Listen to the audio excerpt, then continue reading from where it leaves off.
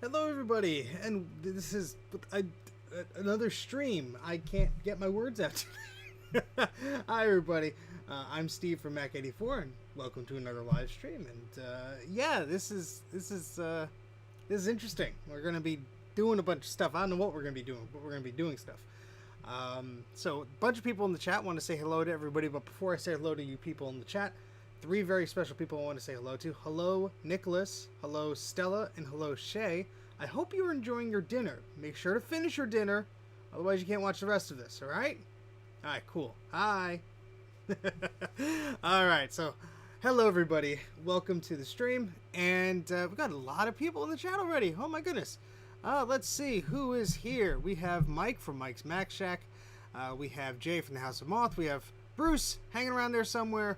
We have Distro Hopper, we got Andrew, Trina, Hot Rod, let's see, Jeff, Sean, Action Retro, Sad Mac 356, Zombie Geek, Christopher, we have Jeff, if I didn't mention you already, and let's see, Michael, and Jordan, and Luke, and Mateo, and Dylan. Alright, sweet. Yes, it's also a good distraction, I think. I think we all need a good distraction right now. Me especially, so let's get distracted. First off, a few things to share here.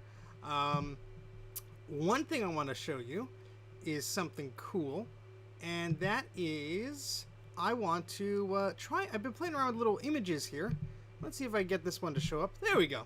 I want you guys to subscribe to Mike's Mac Shack, and hopefully I'll be seeing Mike soon, so maybe we can do another crazy video together. I know you guys like that. But yes, I did break my glasses. We'll be getting to that in a bit. But please subscribe to Mike's Mac Shack. You can't click on that, but you should be able to just search for him on YouTube if you're not already subscribed. So please do so. He has some great content there. We did a live stream a few weeks ago, which was silly, and I loved it. So that's Mike's channel art there, and you know how to subscribe to things. Please go ahead and do so. Cannot recommend his channel enough. I know he's working on some stuff, maybe a while before you see it, but some cool things there. So just always like to promote Mike's channel because he's as much of a dork as I am. All right, so one more thing I want to mention, and that is, let's whoops, things are falling off my desk already. That's a good way to start. And that is also I want to give a shout out to, once I could organize, there we go, to the Retro Maccast, and that is a webcast, a podcast, whatever you want to call it, that's been going on since like 2006. They've had an audio version since 2006. They do live streaming on YouTube now, so while they record it, they do live stream it on YouTube. I've been on there as a guest once, and then this past weekend I was in the chat and I mentioned something. It's like, oh, you want to hop on? I'm like, okay, and it was just a very impromptu thing, so I jumped on there. But James and John, great hosts. They've been doing this again since 2006. They're pros at this stuff. They are an excellent podcast to listen to. Again, they do have a YouTube channel, but if you go to the website that's in their little banner there, you can check them out and subscribe to their podcast. I highly recommend you do. It's a very nice, well-polished podcast. It's not too long, so you could listen to the whole thing and while you're doing something around the house or whatever. And they have a nice thing where, like I said, every Sunday morning, at least here in the East Coast of the U.S. here, they do a live version of their podcast, so you sort of get to see a bit behind the scenes. It's also video. I think they put out an audio version traditionally, but all the ones on YouTube on their YouTube channel are there as a backlog too. So be sure to subscribe to them on their website for their podcast or wherever you download your podcast from, and be sure to check them out on YouTube. They only have like 300 subscribers on YouTube. I know, that's a low number. That's a low number for people who've been doing this since 2006. Now, I realize they only went onto YouTube recently, so, I mean, that makes a lot of sense. But it's nice watching them. I mean, they're having a great interaction. They dressed up for Halloween, so big fan of the show. Sean from Action Retro was on there as well.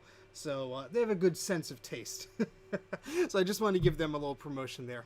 And, yeah, that's good. Okay, do the thing. I did the thing already. All right. Well, I'll do the thing again because I can't do the thing if you're not watching. So another big shout out there to Nicholas, Stella, and Shay. hello. I hope you're enjoying your dinner. Make sure you eat all your dinner, otherwise you can't watch the rest of the stream. Not my rules. That's the rules. So enjoy your dinner. All right. Okay. All right. What are we working on today? Well, we have. Well, not going to be working on this one. I'll explain that in a bit. But we have some Mac Classic and Color Classic logic boards here. Not Color Classic. I'm sorry. Classic 2 and Classic 1 logic boards here. Now, this one's already been recapped. This one was recapped on August 3rd, 2020. So that's all pretty with its new capacitors and everything. And so that's all in pretty good shape. And then there's this one here, which is interesting because it has a bronze colored board here. Now, this has not been recapped. This needs to be cleaned up.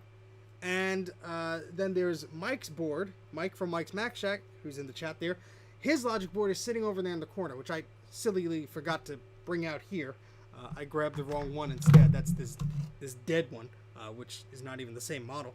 So I'll grab that in a second, and we'll probably be working on that one during the stream. But yeah, these are just well, this one even I didn't even bother taking the caps off because this thing is bad. And yeah, let me adjust some of the camera properties here so you could actually see what I'm talking about with this thing, because it is pretty nasty. Let's see if we can lighten the image up here, maybe just a little bit, because sometimes my camera just likes to be silly. And you know, the exposure gets all the way down and all this fun stuff. So let's just try and change that just a little bit. There we go, just for a minute. And there we go. So yeah, this is in pretty bad shape. A lot of the stuff has been rusted off the board. A battery had exploded and took a lot of the components with it. So yeah, it's not in the dark corner. Don't worry. Luke says he found a kit on a 2.5 inch SCSI 2 SDs, and it's a million times cheaper than the pre-built model.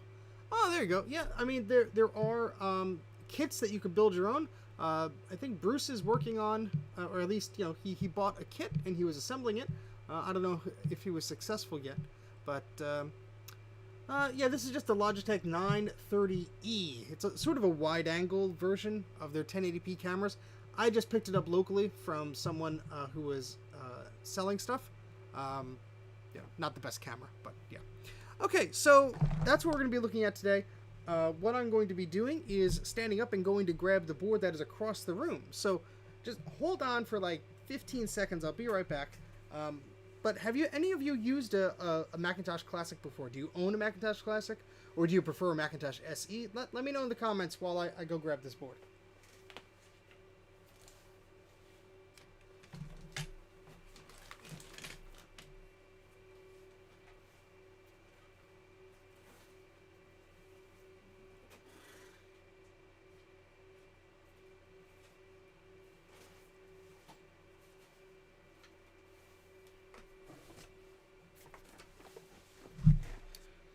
Alrighty. Alright, Sean says the SE has better aesthetic with a capital S in E. I see what you did there, and I like it. Nicholas wants to know how old those boards are. Well, this one has a copyright date of 1990. But that doesn't necessarily mean that's the age of it. That's just the copyright date. Could probably be 92, 93, like Mike said. Yeah, they're old. They're very old. Classics are good. One of my first machines. Excellent. Yeah, I mean, the classics are as Mike put it very elegantly, a crappy SE. They were the low-cost models. They weren't the expensive ones. This one maybe spent a little too much time with the ultrasonic cleaner because, oh, we got some traces exposed here. Oops. Well, don't worry, Mike. We'll fix this up for you. If not, I'll just give you a different board that's recapped. All right, so yeah, this. Let me just compare, make sure. Oh, this is a Classic 1 board, isn't it? I'm getting my Classic boards mixed up. Either way, we're gonna recap one of these today. I don't know which one is which. Yeah. All right. Never mind. Yeah, these are Classic 1 boards. Mike, your board, the Classic 2 board that I put aside for you, is always disappearing. Maybe this is it. Is this it? Yes, here it is. Okay, never mind, Mike. This is your actual board. It was right behind me the entire time. Yeah, yours is a Classic 2. Here we go. You could tell because it has the memory slots on the board there. And there are two revisions of this. Two had a, one revision had 4 ROM slots. This has 2. And we'll go over the schematics or the recapping guide for that thing in a little bit. But hello, everybody. All right. I only had a Mac I ever had was an LC2. Oh, that's not a bad machine. All right. And Trito, welcome back. Okay, so yeah, there's a nice color difference between these boards. As I drop them, I actually like the amber one. This one's mine. Mike's is the top green one there. But yeah, these are both Classic 2 boards. Hopefully we get one or both of them working today. And yeah. No, don't worry. No PCs today. No, no, no. See, PCs equals crazy streams equals very late at night equals nobody rewatches them. And then I get a questionable YouTube thing that's like, oh, I don't know if this video should be monetized or not. You're a little bit crazy there. All right, so yes, I did break my glasses. I don't know where I put the other thing. Here it is. Here's the doohickey. That's how I look without my glasses. It's not pretty, so I'm putting them back on. Yeah, this thing needs to be super glued or soldered or whatever. So let's turn on the microscope light so we get some light on this board. And I'm going to move this one over here so I don't lose it. Let's take a vote. Does the audio sound okay? Because I haven't touched the audio settings in weeks. And apparently it's okay for everybody else. If not, let me know and I'll adjust it. But I don't want to go adjusting the levels if I don't gotta. I don't know where my hot glue gun is. Otherwise, this would have a snot of hot glue on it and probably be fixed. But all right, audio sounds good. Audio sounds good. All right, so if your audio doesn't sound good, adjust your audio. Okay, so yes, recap my glasses. What is it? A 10 microfarad, 80 volts, or something weird? Yeah, let's not say we did. That's not going to be too exciting. All right. So we have a board under the microscope, which I have to zoom out. Now, I've been doing a lot of boards for customers lately, and I have not been doing some of the ones in my backlog, so I have to get through those. So I've been doing some of those offline. This one, I promised Mike I'd do ages ago, and I got all the nasty caps off, and then I got distracted. So, pop caps used for the glasses. No, thank you. No, thank you. The glasses look more futuristic. What if I told you these glasses are futuristic? All right, so Luke, if you're the person that keeps commenting on my YouTube stream saying that, thanks. I'm not even gonna quote the lines from that movie because that would just add more fuel to the fire. Yeah, Mike didn't pay me enough. No, because the board kept getting lost between the other boards. All right, so let's take a look at this board. We obviously need to put capacitors on it. When I booted it up, we got a weird jail bar pattern, which is, what you get when you try and boot one of these up and you don't have the capacitors on it or the capacitors are leaking, etc. And so some of these chips on the board don't look too terrible. I'm not gonna take them off the board just yet. I'm gonna recap the board, and if that doesn't do it, this one's very very weird looking. No worries, Luke. There's either it's the same person or it's like 3 people that made the same comment. Yeah, I mean, this has been actually ultrasonically cleaned. No, wait, maybe? I don't know. I can't remember. There was a stack of them I cleaned. This might have not been one of them, or this might have been one of them. Who knows? But at this point, it needs some fresh caps on there, and it probably needs to be cleaned again. So that's what we have ahead of us for today. Pixel, my first live stream. Well, hello, and Slick Nick, first live stream. Awesome. Thank you guys for joining. Appreciate it. If you're not subscribed to the channel, please consider doing so. That just helps YouTube say, oh, somebody likes this channel, you should watch it, and it helps suggest things and all that stuff. So if you haven't subscribed to the channel, please consider doing so. And ooh, I'm gonna try out this. I was gonna wait till the end of the show. I was gonna wait to the end of the show to do this, but you know what? I think I'll do it now. I think I'm gonna do it now. If you are new to the channel, check this out. Look at that. It moved. It's something I just made earlier. So yeah, subscribe, follow me on Twitter and Instagram. Handles Mac84TV. If you want to support my Patreon, you're welcome to do that. But yeah, I got some fancy doodles there, and that little Mac guy should be. Yep, there he goes. He went away. All right, he. Oh, he's back. Yeah, no, the buttons don't work. YouTube doesn't have that fancy integration there, Bruce, and I know you know that. You're just being silly. But all right, cool. Let's get that back out of the way. But that was my big reveal for later. But I'm just too impatient. I can't wait. So. Yes, I know he commented on my latest video. I commented right back. So, all right, or like the comment or whatever. YouTube's thing is fancy, but all right. Yes, hope you like that little thingy there. That was fun to do. Okay, so yeah, let's clean this up a little bit. What should I do with an old desktop G3? Well, there are tons of things you could do. Oh my goodness, what do you want to do? That's a question I always ask people. You know, when they ask me, oh, I want to get into old Macs, I want to do this. What do you want to do? Do you want to play old games? Do you want to set up a server? Do you want to set up something to rip CDs or something like that, like a little music box or jukebox or whatever? Well, I'm glad you like the buttons, Nicholas. No, the jittery Mac animation there is because it was an animated GIF, and I exported it as a video. And for those of you who do not know the limitations of animated GIFs, well, the standard was last touched around 1989 or 1993 or something like that. So it's going to be jittery. It is going to be jittery. I have to export a video with some sort of a transparent background, do like some green screen stuff. I have not gotten to that point yet. So it's an animated GIF, whatever you want to say. And yeah, there are limitations to it. So it does look jittery. That's just the way it was exported about 10 minutes before the stream.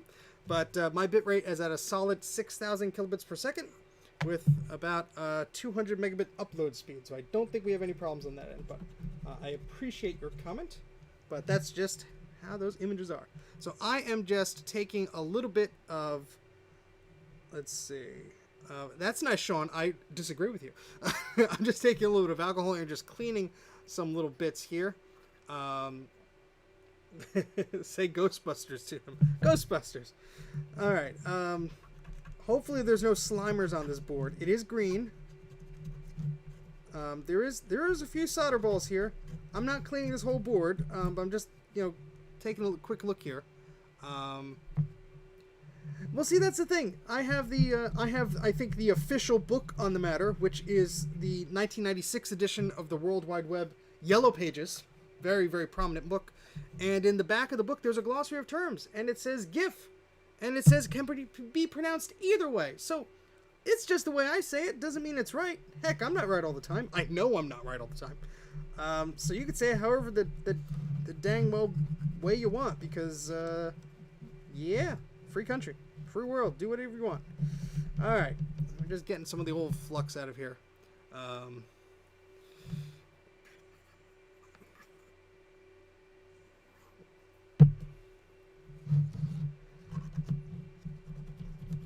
I am one of those people where if I know somebody pronounces it the other way, I will pronounce it the other way in front of them, just because I'm trying to be polite, and also I don't want to start an argument. But I'm right most of the time. I would like that in a plaque, in writing, and framed on my desk.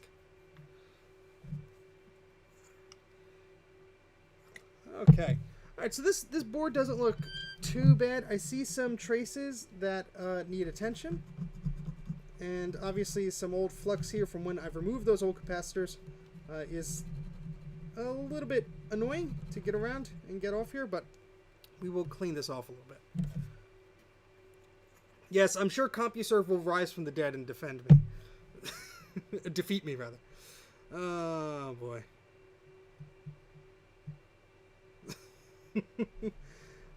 There's a trace that needs some love there. Yes, now I think I know why I stopped working on this board, Mike. Now I know why I was in the pile. Oh boy. Oh, this is gonna be I hope you strap in for 8 hours, folks. That's where we're going. That's where we're going. You'll say big bucks. Oh boy, so many confused people in the chat right now. So many confused people.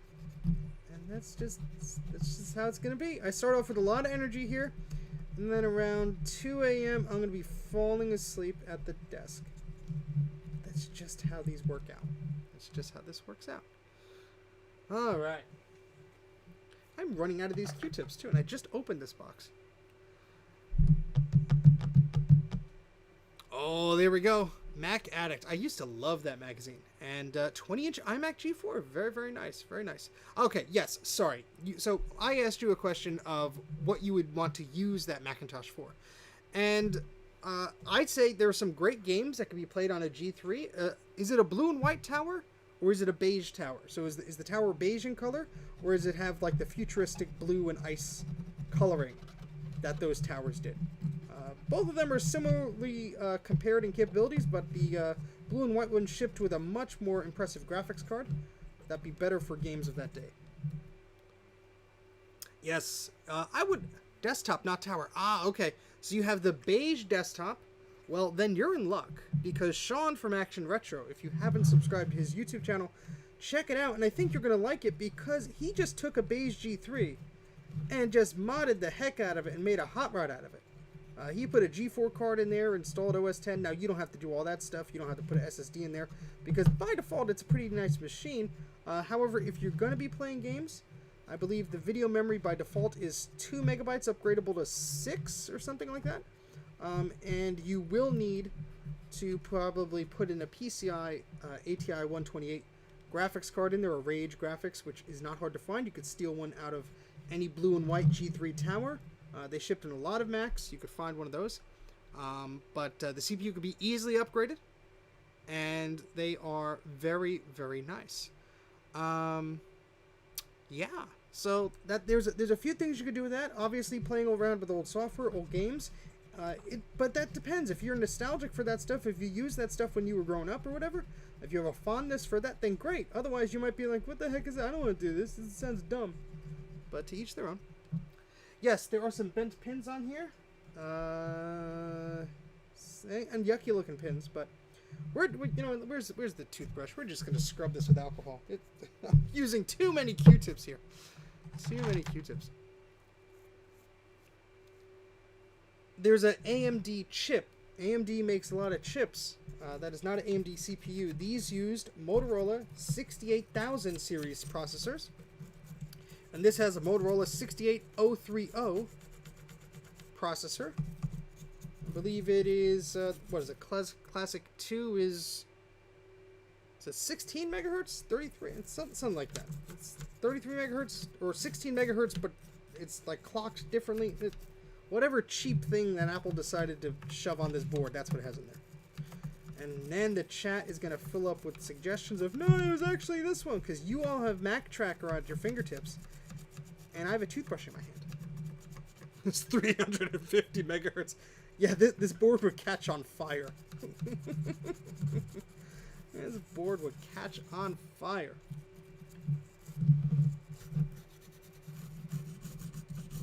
So I'm just going over with the toothbrush just in these areas where I know the capacitors were removed and there's some extra flux there.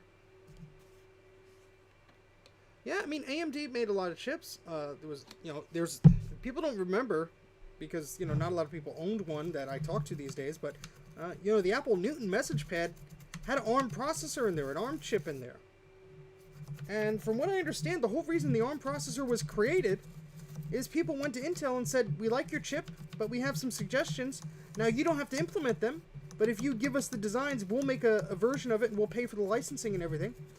And Intel said, nope, our chip is perfect the way it is. You go make your own chip. And that's how you get competitors. They made the ARM processor. Or they made what was now, today, the ARM processor. You know what I mean. So... yes, but Mar82. Oh yes, I will, Bruce. Thank you.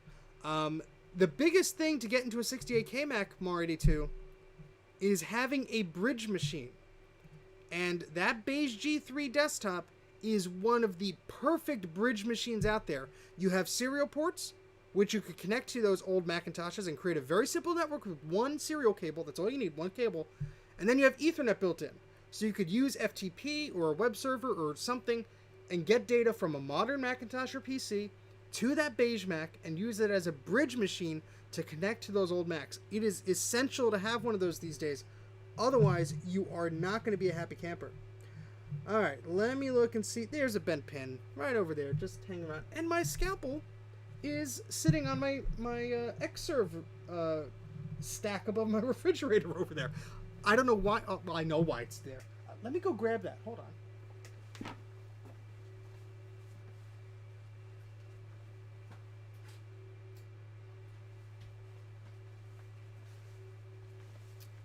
Okay, yes. So I was setting up my Xserves, and let's try and there we go. I was setting up my G5 Xserve, which I had set up before, and Jay from the House of Moth fixed the power supply, so it works beautifully today. But the problem is I had no space for it. It was just sitting on a table here. There we go. And it was not doing anything. Someone needs to get me a new chair. This is a new chair. New to me. This chair is a swanky chair. I only paid $40 for it, but it's one of those fancy ergonomic whatever chairs. Not that I need one. There was at Goodwill, so why the heck not? All right.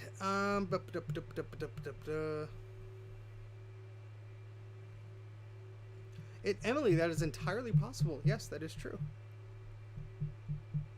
Okay, Emily. Well, from what the story I heard was a rough amalgamation of that, and that might have been maybe just a subset of the ARM chipset that I knew of, but that was roughly what I heard, and that is likely not the case then. But everyone got the internets there. You can find out the truth by doing some searching there.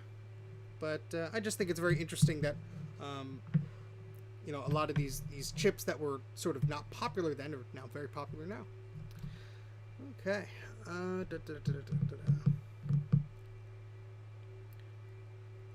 Did you do a video on the blue and white iMac G3 Pro Tech City? I did not do a video on the Power Mac G3 Tower. I did a video on the 1998 iMac G3. There was no iMac Pro back in the day. They were just Power Mac towers. Yes, now Apple on the Apex, just be careful because not all versions of the system software can write 400K and 800K disks. There's a grid online. There's a great checklist, sort of a table online, an old website that sort of tells you. Just Google like writing 400K disks on Mac, and it comes right up. You just have to be careful of which machine you get there. If IDE is right on board, I would go with IDE on the Power Mac.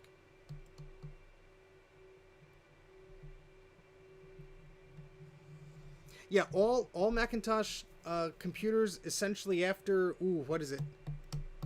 1990. When did the SE30 come out? Or the SE FD8? Whenever the the Macintosh SE SuperDrive model came out, like in the early 90s, whenever that was. If that comes out, as soon as that came out, like most of Apple's products afterwards ship with the SuperDrive. So, yeah, most of the beige Power Mac desktops and Macintosh desktops have a SuperDrive in it. I'm sorry, I do have PayPal.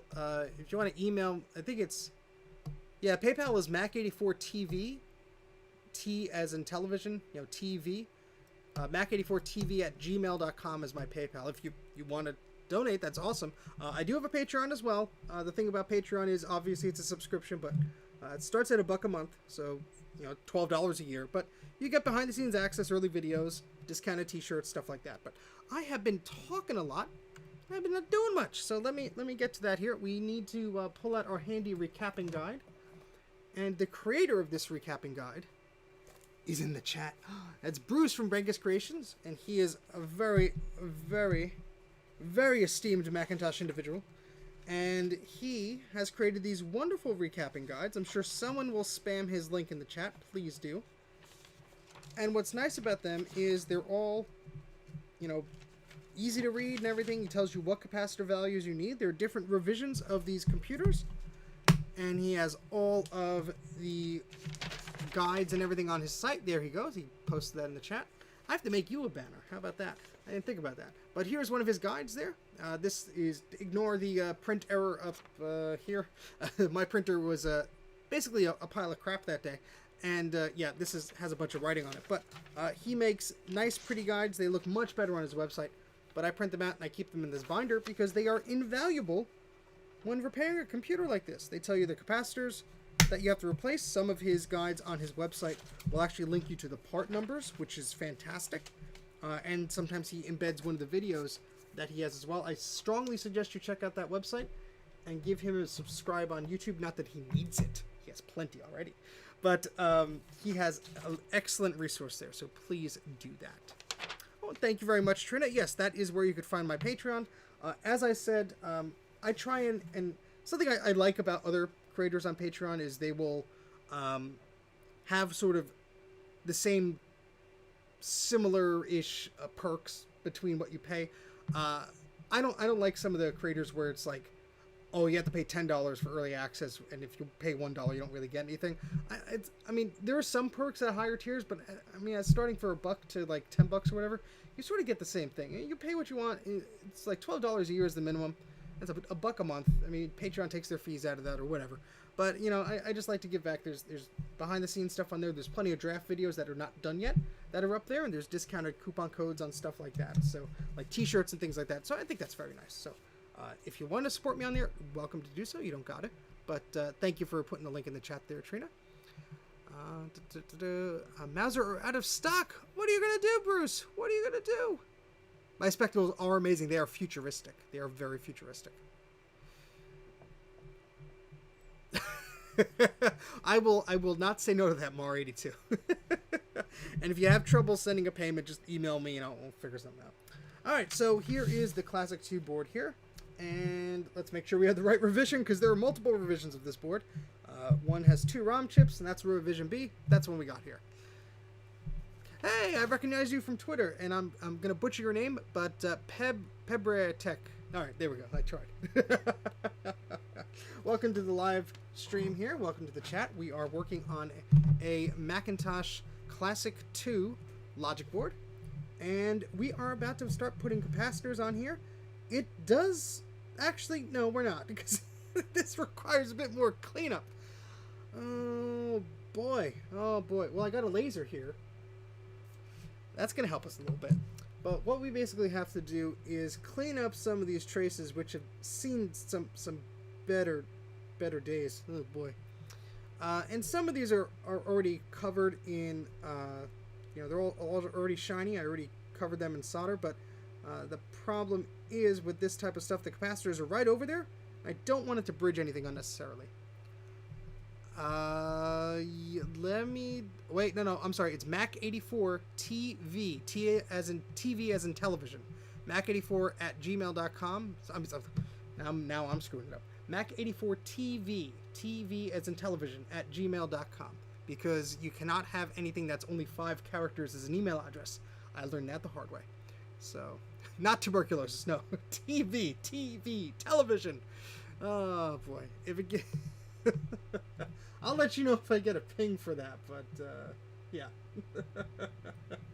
Okay, so we're going to have to do some little bit of a trace repair here, and that chip above there does not look too happy either. But, yes, like a CRT television. That is excellent, Luke. I like that. All right. Okay, so, yeah, we're going to have to fix some things up here.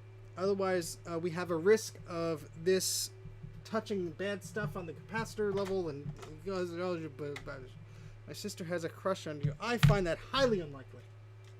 Lies, deception. Where is my paperclip?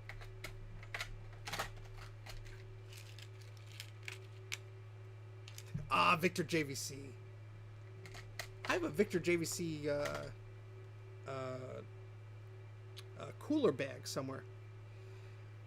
Can work on Tech City. I think you have a few wires crossed there. There was no iMac G3 Pro desktop. Definitely not in 1990. Okay. So, yeah, let's fix this up here. Well, now you're making me blush. Alright, so you have to make sure this area is clean first. Ah, yes. Listen to Bruce. Click the like button. Well, smash it actually. And I can't do the American fake accent like Bruce does. But I will try my best, and then he will sue me for infringement. But smash that like button. Well, that's more of like a wrestler type thing. All right, I'll just stop. That's not gonna help. But yes, Bruce needs to make a recording of that, and he'll just play it on the stream. A big like animated image of him. See, I didn't say GIF. I said image. There you go. All right, let's. And yeah, we're not gonna do any of that. Yeah, no, thank you. Yeah, you put a political comment here, you're gonna get banned. Easy as that. Okay, so what we're gonna do is we are going to put some. Oh, this has a hair in it. That's helpful. Well, we'll clean it up later. Alright, so there we go. That's way too much. And we'll clean some of this off in a minute. Sorry, Mike. Sorry, Mike.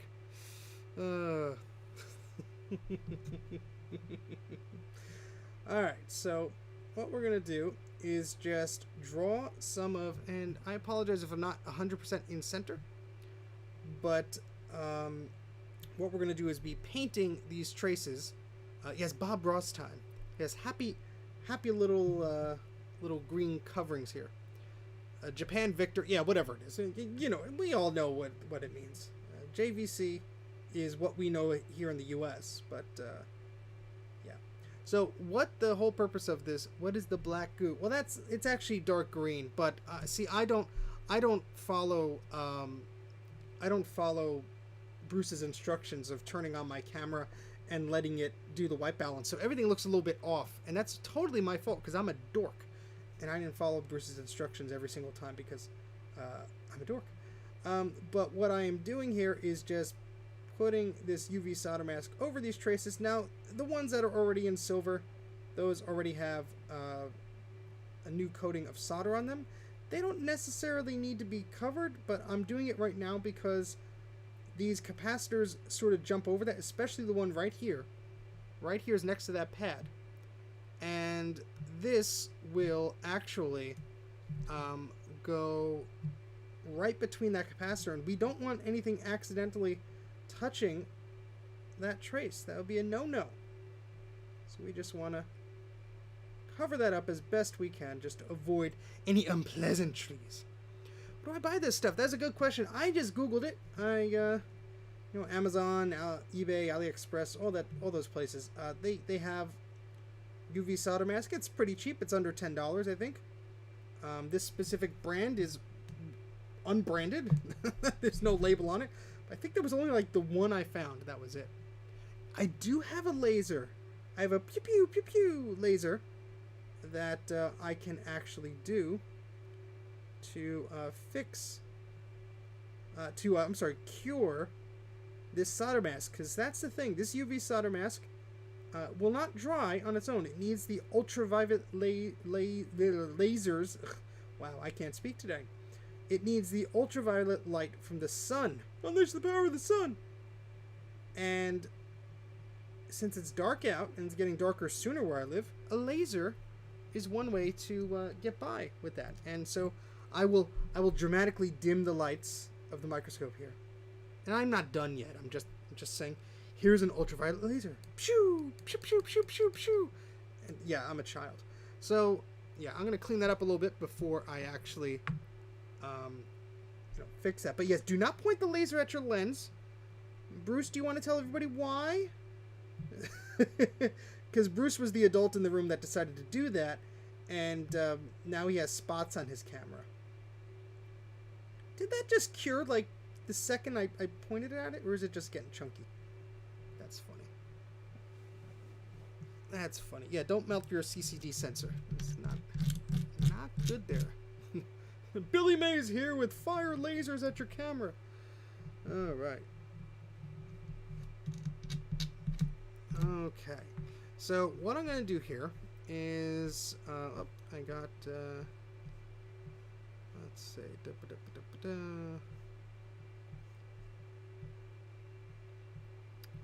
All right. Oh, thank you very much, Bruce. Eep! So whenever Emerson gives you a super chat, I give him an eep. So thank you very much for that, Bruce. I appreciate it. All right, so what I'm going to do here is try and clean this up, because I sort of made a mess out of this. This scalpel bit is bad anyway. I'm going to replace it in a second. It's cracked and it's dirty, but it gives me some control here. I'm trying to just get some of this crud off of there. Well, thank you very much, Mar82. I greatly appreciate it. Again, not required, but it's very, very kind of you, and I'll give you an eep for that. Eep! That wasn't a good eep. Hold on. Eep! Yeah, that's the eeps you're gonna get. That's the types of eeps I got. I think this cured already when I just shot it with that laser for like 2 seconds. Either that or this was dirty. Thank you very much.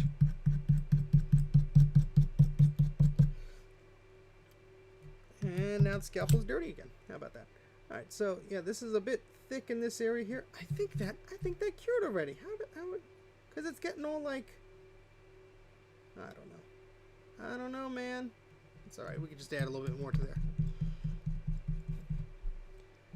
I'll just add a little bit more. And yes, I know I'm using the scalpel to do this, but I'm about to change the scalpel tip, so it doesn't really matter too much.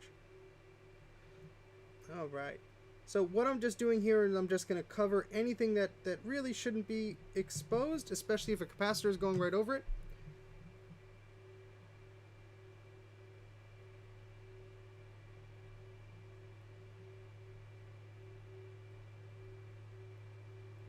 You have to have a really steady hand for this, and sometimes my hands are steady, sometimes they're not. So, but look, it's going to be on a logic board inside of a machine that not a lot of people are going to see. And I know Mike could care less about how it looks on the outside, inside, as long as it actually boots up and works. Right, Mike? He might be asleep with a bunch of cats on top of him. But I think he would agree. I think I know him enough to know that. Okay. So, I think we're about done just covering that area. Now, there's a big blob there I'm going to remove because we're a bit excessive there. And did I leave my pliers over? I left my pliers. See, I was working on an Xserve. I have 2 Xserve servers, a G5 and an Intel one that my friend Brian gave me. And I was setting them up over there, and I left something over there. Let me go grab my snips, and I'll be right back.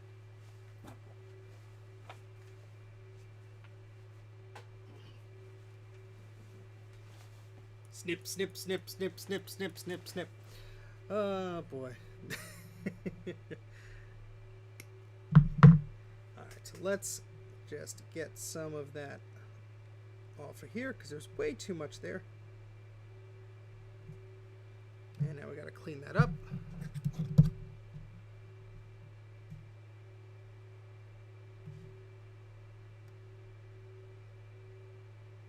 Because if you put it on too thick, it's just not going to cure good enough. I won't snip anybody. Don't worry. Don't worry.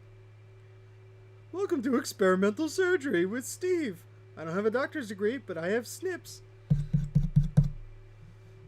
If Dana Does Stuff was here, I would make a joke about pliers right now, but he's not. But I guess I could do that anyway, but I'm just not that clever. Eeps wildly. Yes, a lot of people forget it's a wild eep. That's why if I give you a eep, if you give me like a super chat or something and I give you an eep, that's sort of like a thank you. But you have to do it sort of in a wild fashion. I have to do it loudly. I just can't whimper like a eep. Like that's not good. No one wants that. No one wants that. Hi everybody. Oh, there's so many Dr. Nick quotes, and I just don't have any of them in my head right now. I know my brother is yelling at the TV, Dr. Nick quotes, but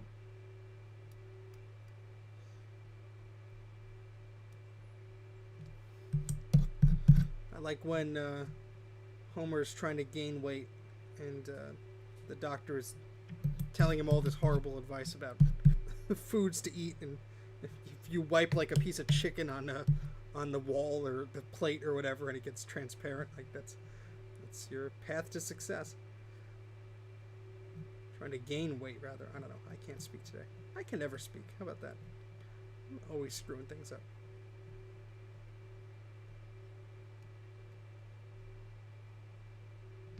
All right.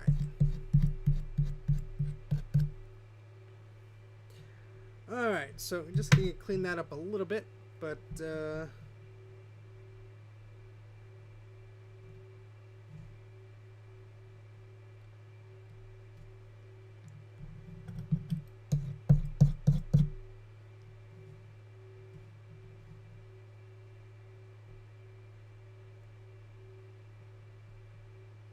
hopefully that will be enough to stay there. Hopefully I don't have to put too much more on here. Again, this is not going to be, you know, the capacitor is going to the right of it, so it shouldn't be that bad. But still, we don't want to give Mike any potential problems down the road, because then I'd have to fix it anyway, so.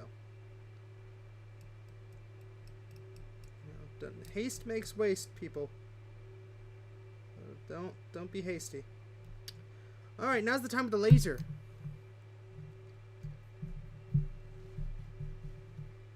Good night. Good night. Thank you very much, Mar82. I greatly appreciate it. I hope you have a good night.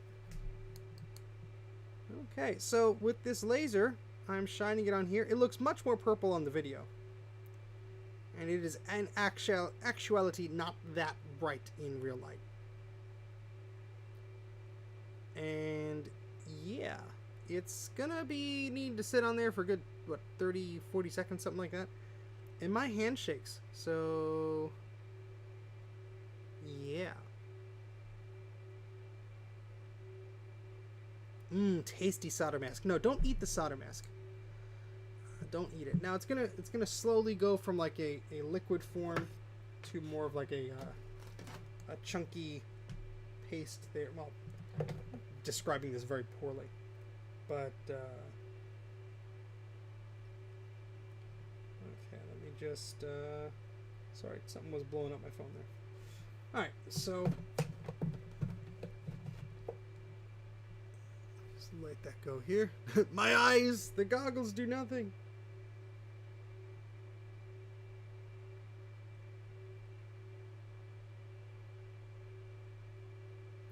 All right, that should be enough.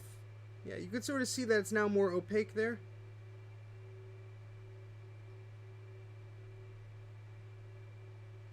And just going to continue that for a little while. It's a good excuse to get another laser. That is very much correct. There's always a good excuse to get another laser. This was about like $3 or $4. It took a while to come. It was overseas, but you know, pretty cheap, I think. So.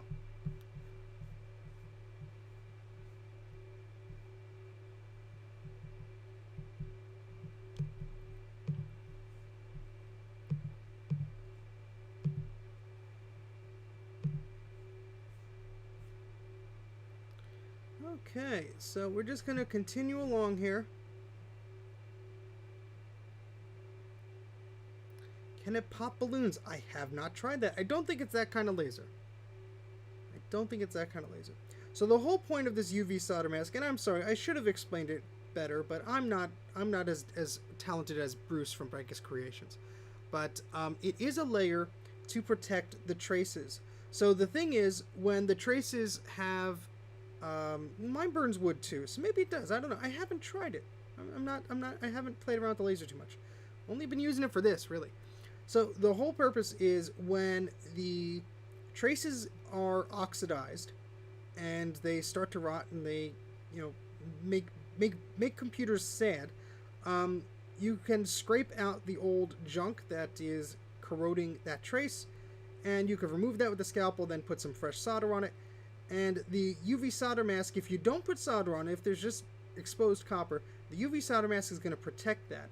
Now, the reason I'm putting it over the silver areas too is just because these capacitors are going to be right over that, and I don't want any risk of those traces with the hot solder that I'm putting on that making a bridged connection there. This would not repair a liquid damaged board, I don't think. I mean, liquid damaged boards, you need to clean the heck out of them. Now, if you did a trace repair on that board and you added UV solder mask to cover the repair you did, yes. But this is kind of, think of it as a Band-Aid.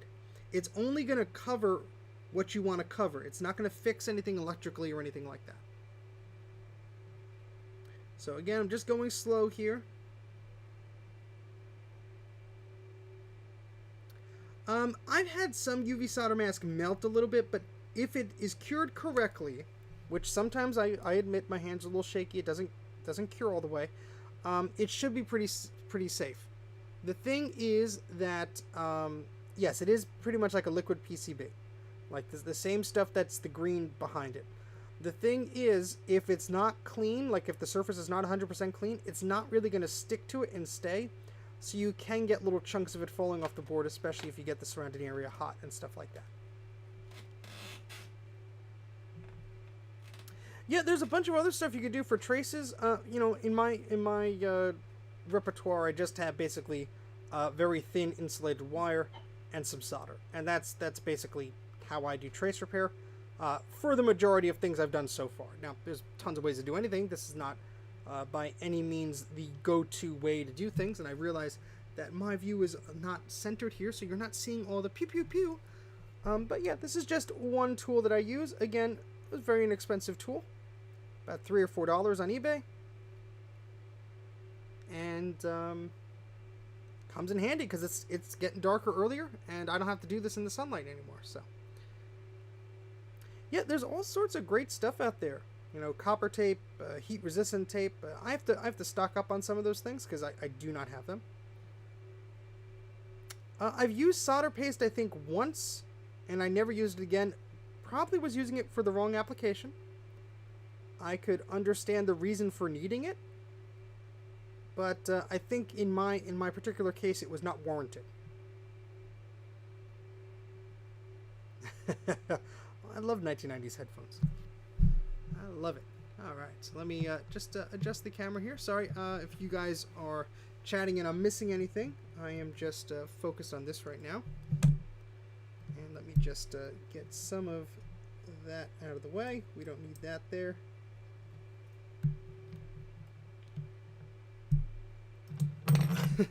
I mean, you could use whatever you want. I don't know if it's going to solve a problem. It may create more.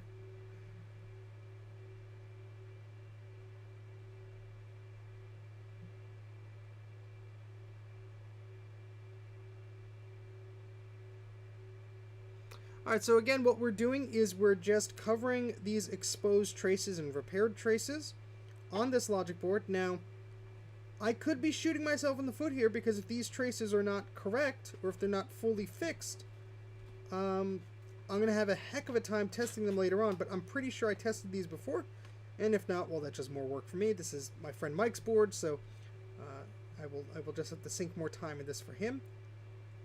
But yeah, I think this is okay. The only suspect thing here is at the bottom of that leg, at the very bottom of the screen, that is barely visible. That's the trace I'm working on now. And you know what, let's just do a quick multimeter test to see if it is actually connecting. I hope it is. I hope it is. So I have my multimeter in continuity mode. I'm putting the trace leg there. And let's test here. And it's beeping. Okay, good. I was second guessing myself there. No cause for alarm. And Mar is back. Hello, Mar. I know your real name, but I'm abbreviating your username.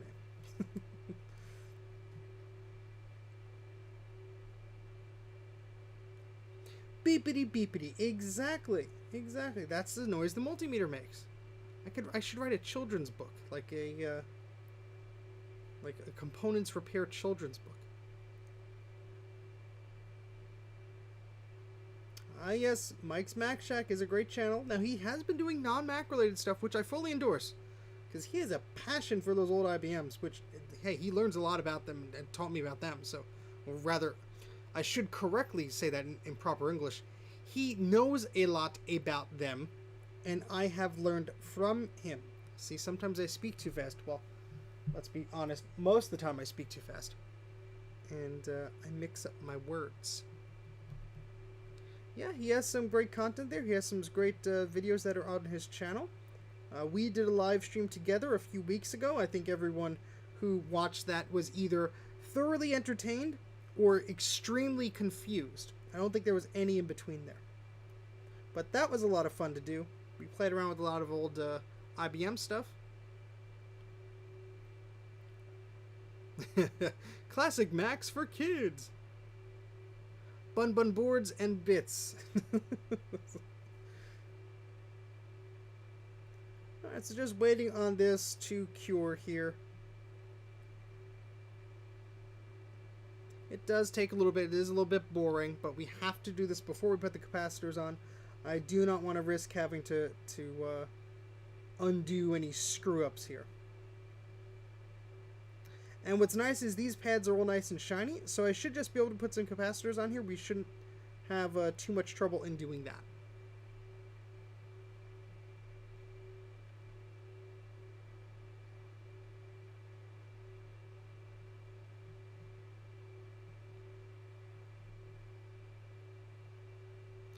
Capacitors go pop, yes. You're going to be here for a few hours more if you don't head off, yes. But thank you very much for your support. I do appreciate it. And I'm sure you'll stop by later for the recap. The recap of the recap. See what I did there? This is not the first time I made that joke. Nor will it be the last of this stream, I'm sure. Alright, so I think that's about cured. I'm just going to poke it gently with the scalpel here. Everything seems solid. That's good. That's very good. That's a good sign. Okay. All right. Just make sure I set a reminder for myself for something. Otherwise, I am going to forget.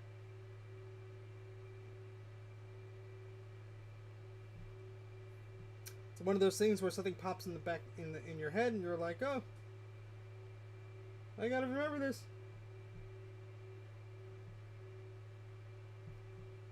Alright, great. I'm gonna start recapping this one. We'll see how much energy I have after this one. and how kind the board is to me. Because these chips up here look a little suspect. And it's not that they were soldered on badly. It is that solder has been exposed to the elements for 30 years or however long this has been sitting somewhere, and you can see there's just these little solder balls forming, and that's just the way these can decay, and just these little bits just form and they fall off, and they could be touching things. So you know, it's not unheard of to have to remove these chips. That's something I probably will be doing sooner rather than later. And this one doesn't look too hot either, but again, this could be used. This could get a good cleaning anyway. So, okay. I'm just checking some of these chips here, making sure we don't have any bent pins, like Bruce was kind enough to point out before. All right, so here is our recapping guide here. We have 17 capacitors to replace. So let's start out with the ones right here. So I'm going to get out. No, Luke, it is not. This is Mike's Mac here.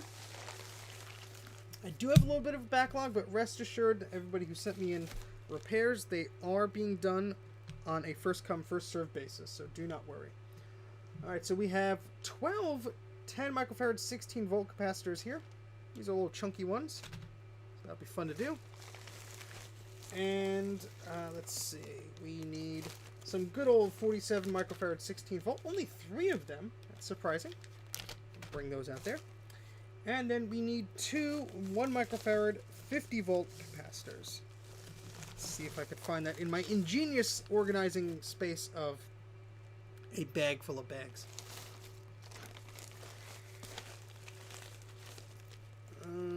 No. I'm going to have to get a proper bin for these, but it's just one of those things that I will do eventually. And you know what? I wouldn't be surprised if one of them was just sitting out here like this. I forgot to put the bag away.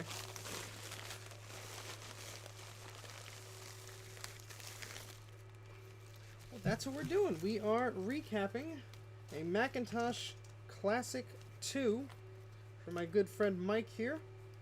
And I am just making sure that I have the right capacitors here to do this. That's 6.3 volts. That's not the one I need.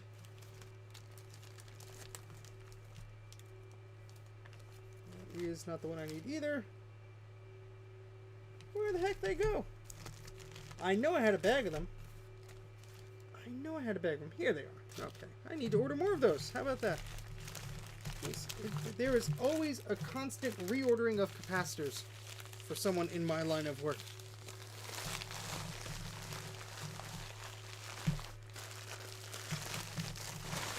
You order like 100 of them and you go, oh, that'll be fine. Then you run out. Okay, so these are 50 volt, 1 microfarad. So let's install those first. You don't need a lot of them. You only need 2.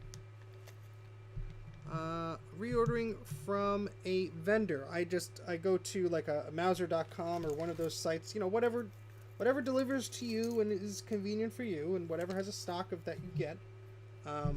That's where I order from, usually. And I order from a few other places if they're out of stock or whatever. But you know, you sort of have to wait to order, because no matter what, at least where I am, the shipping is like $10 minimum or whatever. So it's like if I'm ordering 5 capacitors, that's like I'm maybe paying $4 or $3 in parts, and I pay $8 for shipping. It's a little silly. So just kind of wait on those orders there. Okay, so I'm going to put 2 of these down first. These are the 50 volt 1 microfarad capacitors, and I am stalling for time as I try and find where the heck I put my flux. There it is. There it is. Yeah, unfortunately there are no electronic stores by me that just sell capacitors. That would be amazing. That'd be amazing.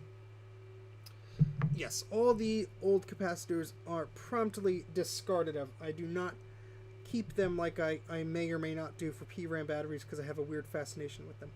No, they are promptly tossed in the trash can less than 24 inches away from my desk. Oh, and I just noticed, we have to fix that too. Alright, well, let's deal with this capacitor first. We'll get some capacitor action here. Then we will deal with the solder mask on the other area over there. How about that? Okay, YouTube says I have 0 people watching, and I just know that that is incorrect because there are people in the chat. Oh, silly YouTube. When will you learn? The answer is never. Okay, so let's get this little capacitor on the board. Happy little capacitor here.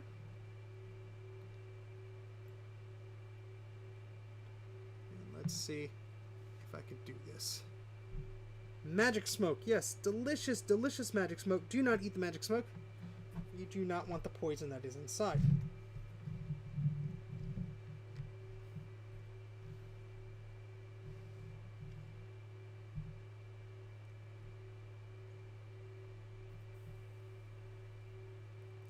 I should have put more solder on my iron.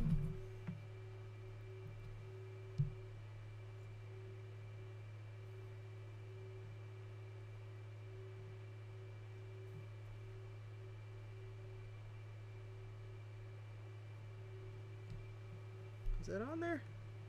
Yeah. The problem with these capacitors, this particular size, is I did order a few that were smaller. Unfortunately, I needed that for another project, so I couldn't use them on this. But essentially, you get very close to other capacitors. It just makes it a little difficult with the soldering tip I'm using. So,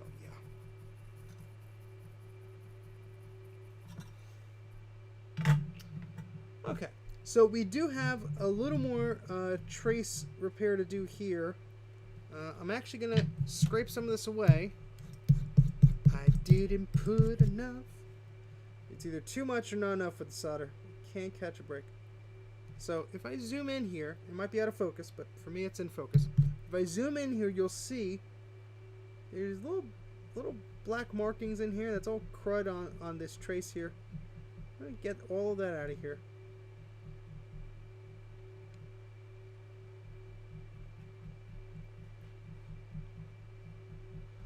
I'm sort of gouging it instead of scraping it off, and that is purely because that is my fault. I should not be doing that.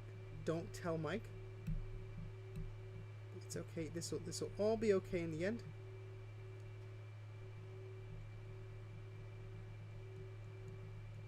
It is time for a blade change, I believe, because this this blade on this scalpel is getting dull. So let's change it. Let's change it. It depends on the MacBook Air. A lot of MacBook Airs use different SSDs, and the first MacBook Air came with a spinning hard drive as the cheaper option. So you definitely gotta do your research there, buddy. I would go to macsales.com, OWC. They have aftermarket SSDs. I'm not telling you to buy one from them, but they have a compatibility chart that may help you out. Yeah, definitely be cautious there. You don't want to order the wrong one.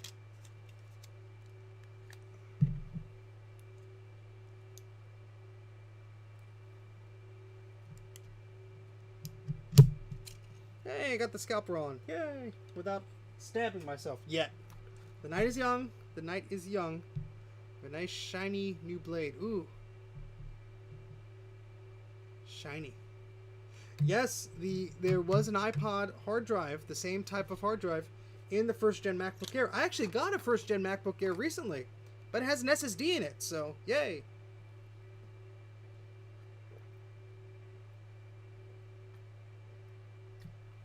I think it was also a first gen. What is that? The A123.7 that you guys are saying? I think that's mine. It's the Core 2 Duo model. I think it's like 1.6 gigahertz or whatever. But it's got 2 gigs of RAM, and it has an SSD, a 64 gig SSD, and it's running Snow Leopard, and it's pretty nice. I bought a new battery for it. It's going to come in a few days, and I'll probably do a video installing that, because that'll be fun, because the original owner had the battery swell up, and they removed the battery, and then they didn't really want it afterwards, so they just gave it to me. Same guy I got the PowerBook Duos from. He had this MacBook just sitting around. So, do you want it? I said, yeah, sure. And the reason I'm going to use that machine, is there is a scanner I have that needs a version of the older Mac OS to run. The drivers just were never released. Don't want to bother with view scan, and that's what I'm going to use. Owen asks, while on the topic of storage, is it true that you could use a SCSI zip drive as a way to store files on Macintosh Plus? That is absolutely true. Same way you could use a SCSI to SD adapter on a Macintosh Plus.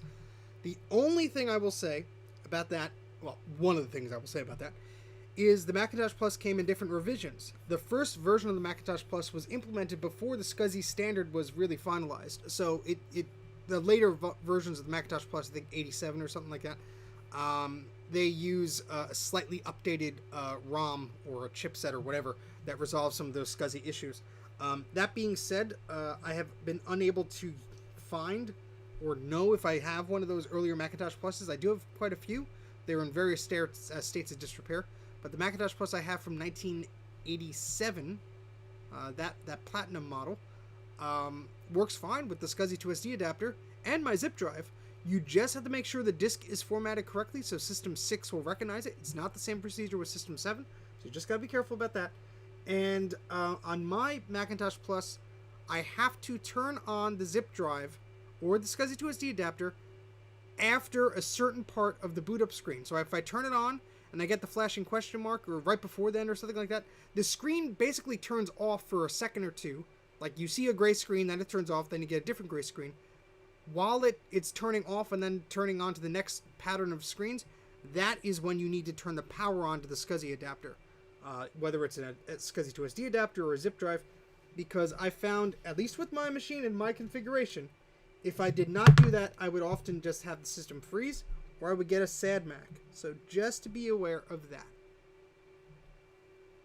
Yes, System 6 requires some special handling of the zip drive that is a little different from System 7. So just do some research on that. But yes, it is totally possible. And it is an excellent use of those drives. Because 100 megabytes is plenty for an old system like that. And they're not too slow, to be honest. I mean, a SCSI to SD flies on System 6. I don't think a zip drive would be too much slower than that. Alright, so just making sure that's making a connection there.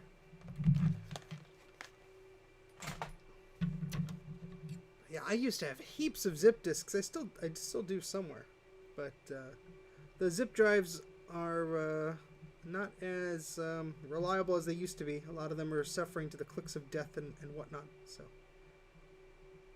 yeah.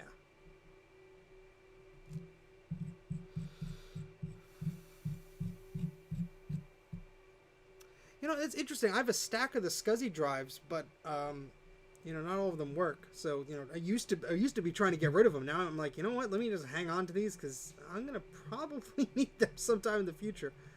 I'm gonna probably regret giving them away. So, all right. So this isn't too bad here. I think I just need to clean up this area right here. There's some extra flux on the board, so let me just get rid of that.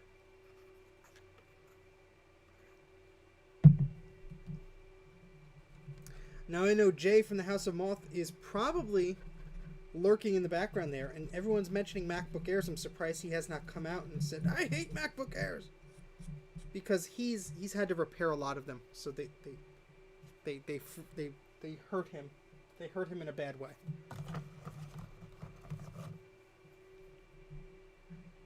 I'm like, why are my glasses wobbly? Oh, that's right, you broke them, Steven. You broke your glasses. All right, so we're just cleaning up this area here with a little Q-tip, making this as clean as possible before we put that solder mask on. Otherwise, it will not stay.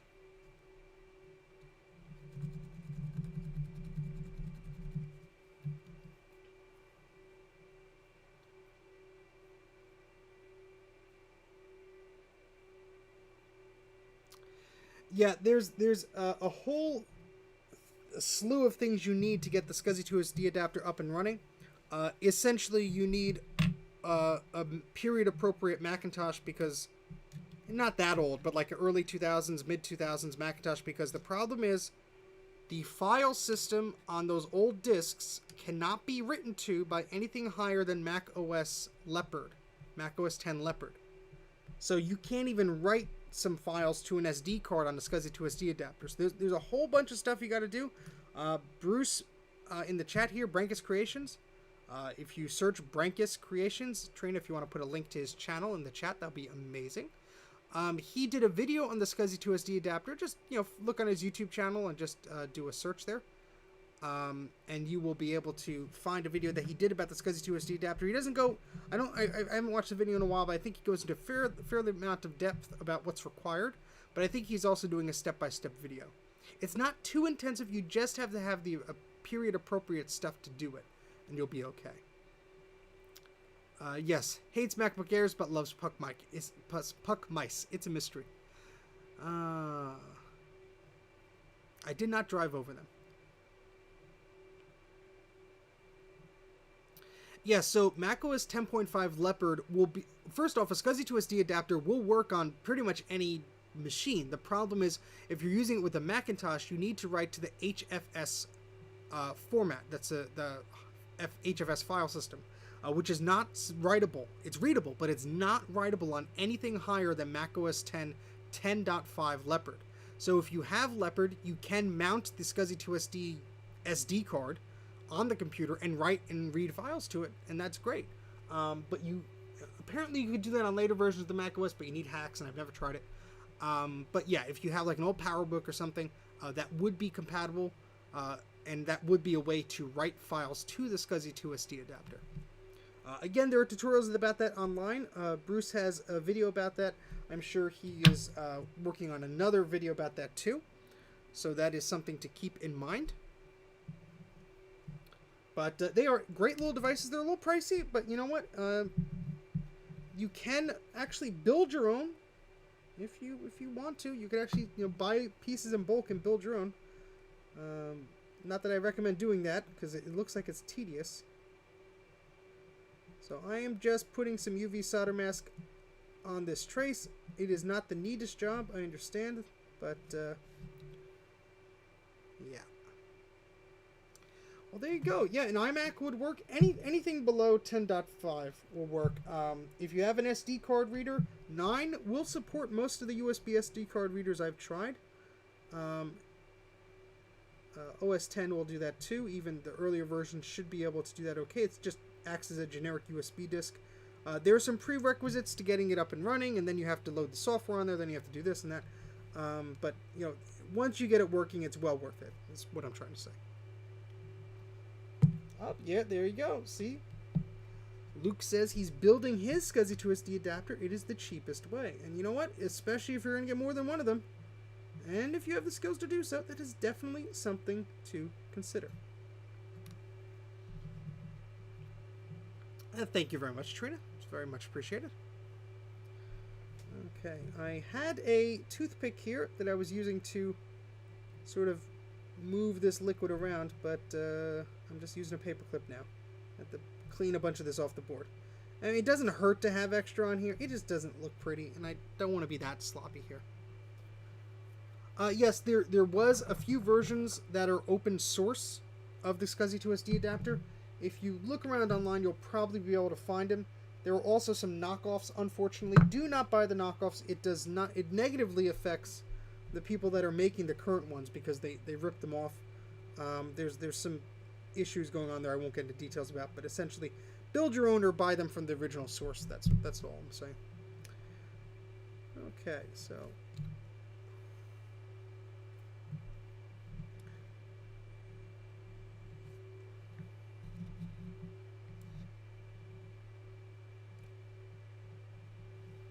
sorry, I'm just trying to get this correct, and then we can sort of continue on our way here.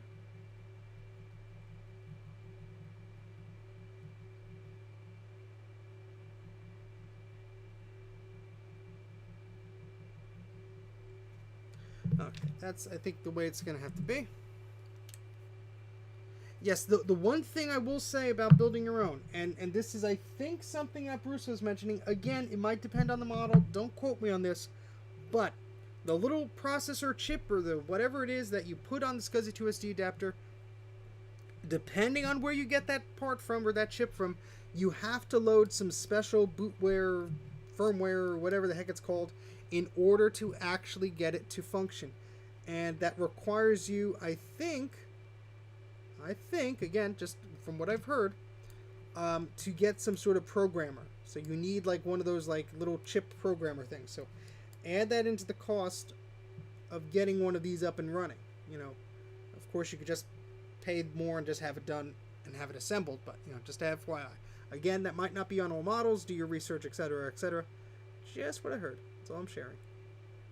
Alright, so we're using our laser here to cure this UV solder mask.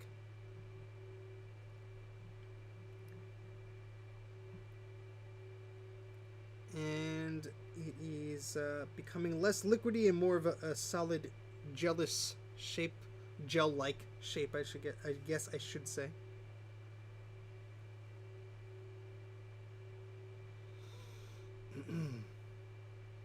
Yeah, I have a SCSI2SD version 5.1 and a 6 something like that.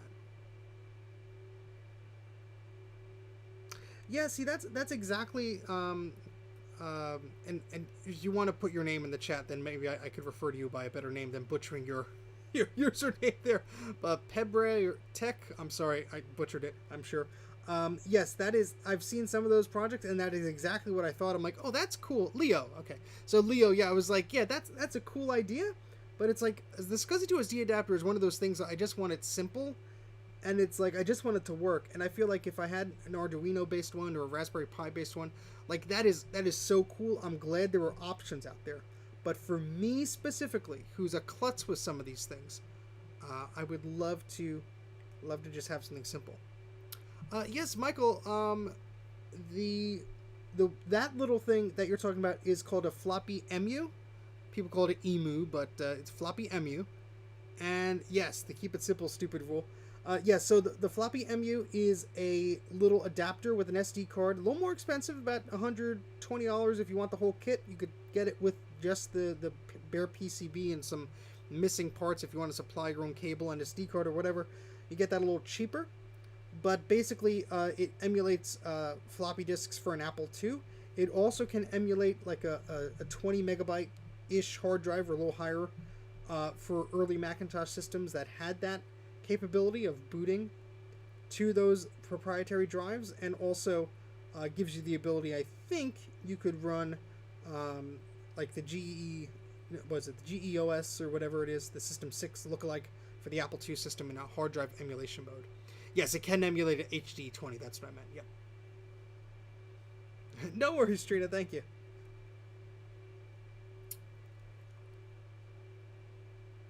Oh, it's a different thing for the floppy MU. Well, how about that? That's good to know. I'm glad there are alternatives. Like I said, I actually just purchased a floppy MU. I have not touched it at all. I have not touched the thing. It's something I do want to mess around with because I do have a lot of Apple II stuff. But yeah, I like your emojis there, Sean.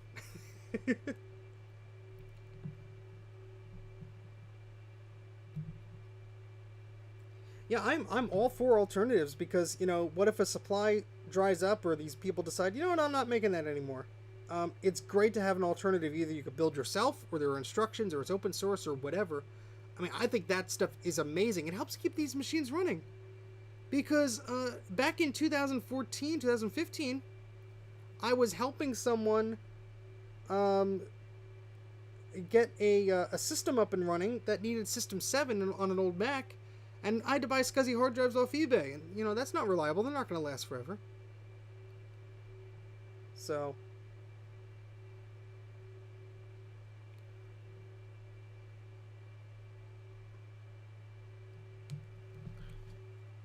oh, boy. Yeah, that's... I think most of that is cured. It doesn't look the prettiest, but there is one little spot I just want to add. Just to be on the safe side here.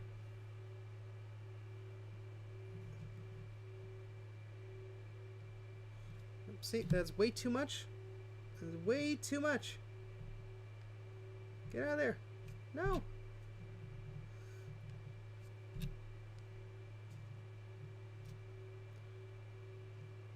See, now I'm adding gunk on the board, and I don't want that. Alright, whatever. I'll have to live with that. And I'm wearing a green shirt, and I'm getting solder mask all over my hands, but it's okay because I'm matching. That's the most important part. Science!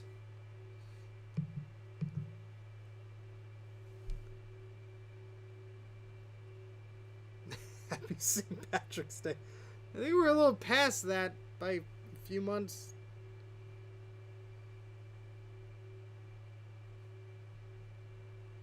So YouTube says we have a respectable 32 people watching. I'd like to thank every single one of you who are currently watching the stream right now. Thank you very much. Greatly appreciate it. And we're just going to let that go there for 1 second, because what I am going to do is I am going to just add something to the overlay here in OBS. So I just have to take a second to do that, and I'm not going to bother to try and talk my way out of this while I'm doing it at the same time, because there's no way I have that skill set yet. I have a one-track mind and am easily distracted. Okay, so I will put... oh, see, I already messed it up. I will put this there. And just as a reminder, if you are not subscribed to the channel already, I can't talk already, please consider doing so. You could also follow me on Instagram and Twitter. My handle is Mac84TV. And if you'd like to support the channel, you can optionally do it on Patreon. No one's forcing you to. But that is just something to consider. Okay, so we're just finishing up here.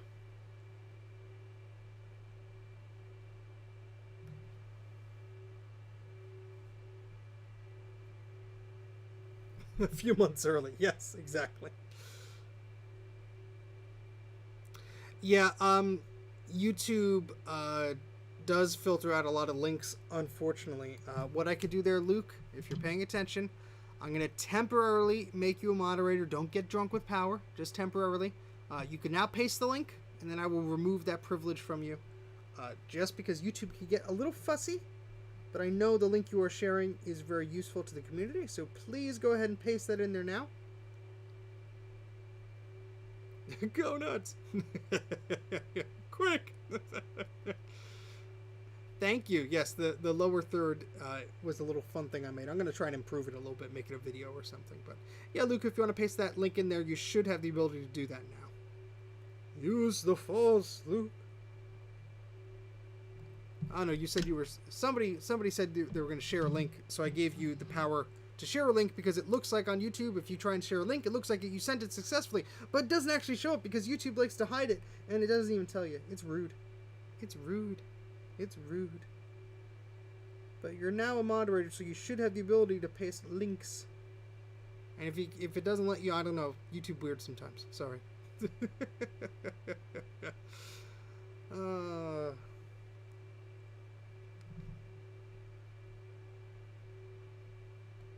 disables mod privilege.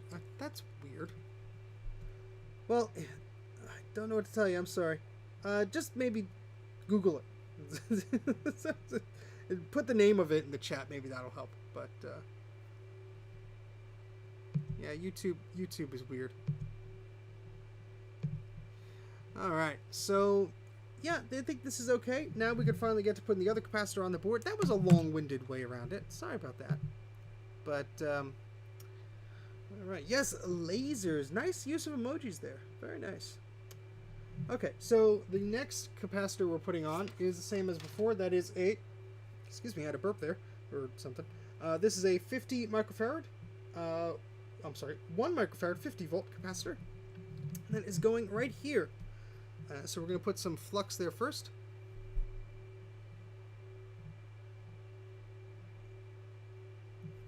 And we're going to put the little capacitor right there.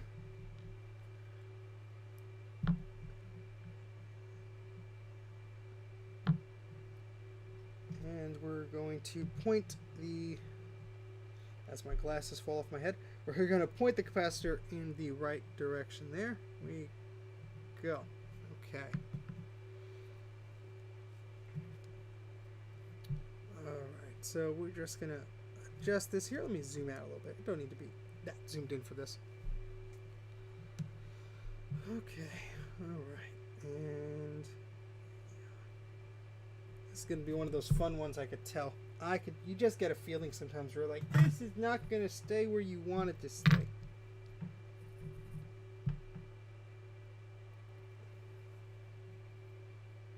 But it's okay, I think Mike is asleep, so if we mess up his board, he won't know.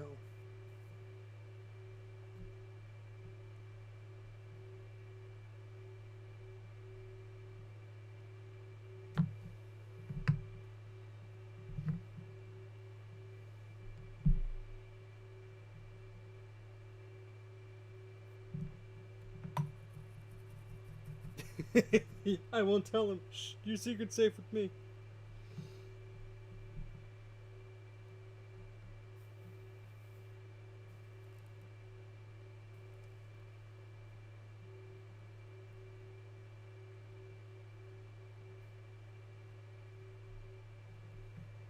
See, the capacitor is so wide here that it would almost be a little difficult to tell if it actually got on there, but I think it did because it's not wiggling anymore. So I think we're in good shape there.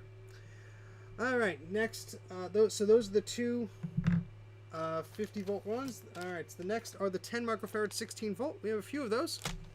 Let's start putting those on the board. If you want to post them in the the Discord, that's a great idea. I should create a new channel in Discord that's just like Mac84 live stream discussion or whatever. I have the ability to do so. I just forget. So, oopsie. I can make the time now to do it, but then I'd screw it up. So I'm not gonna do that. All right. So how many of these we have? We have 12 10 microfarad 16 volt. 12? That's a lot. That's a lot. We got a lot of them. All right. So let me just take this off. Hopefully, come on. There we go. 3, 4, 5. 1, 2, 3, 4, 5, 1. All right, so we have a ton of capacitors ready to be put on the board here.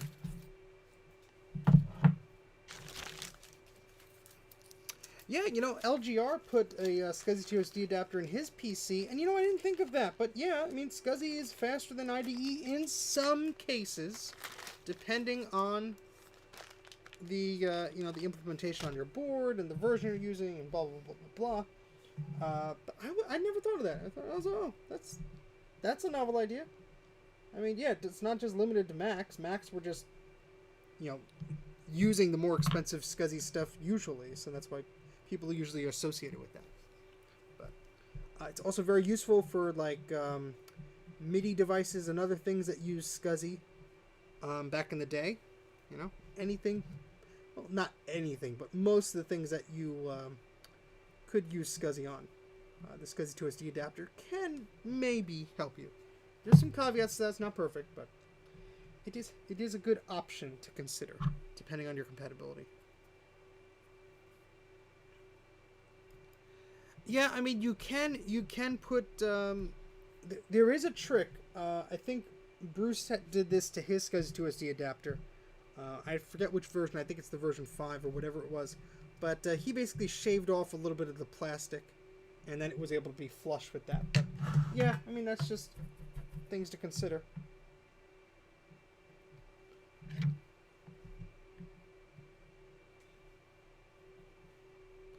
Alright, so we're putting this one on the board now.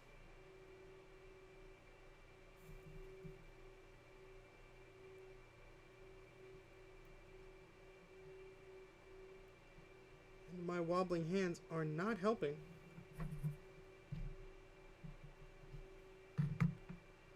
This is a Macintosh Classic 2 for my friend Mike from Mike's Mac Shack.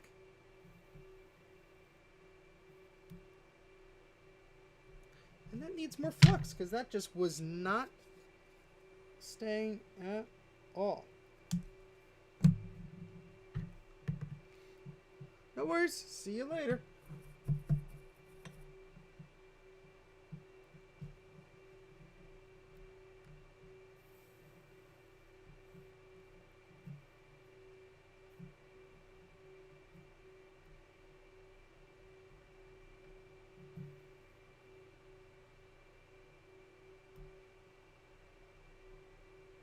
That's some crud to clean up there, but nothing too bad. Okay. Yeah, so this is a Macintosh Classic 2 logic board, and the reason I didn't put it in the title, I didn't know if I was going to be doing this one, but I ended up doing this one. So usually I do put them in the thumbnail or the video description, but I was intentionally a little vague, but I ended up doing it anyway. Has to be redone. Might as well do it with an audience. I don't do all of my recapping with an audience. You know, sometimes I have spare time and I just, you know, I don't have time to announce a stream and do this and do that. But I like to when I can. Especially the repairs I don't have to look up too much information about. You know, I've done them before, etc.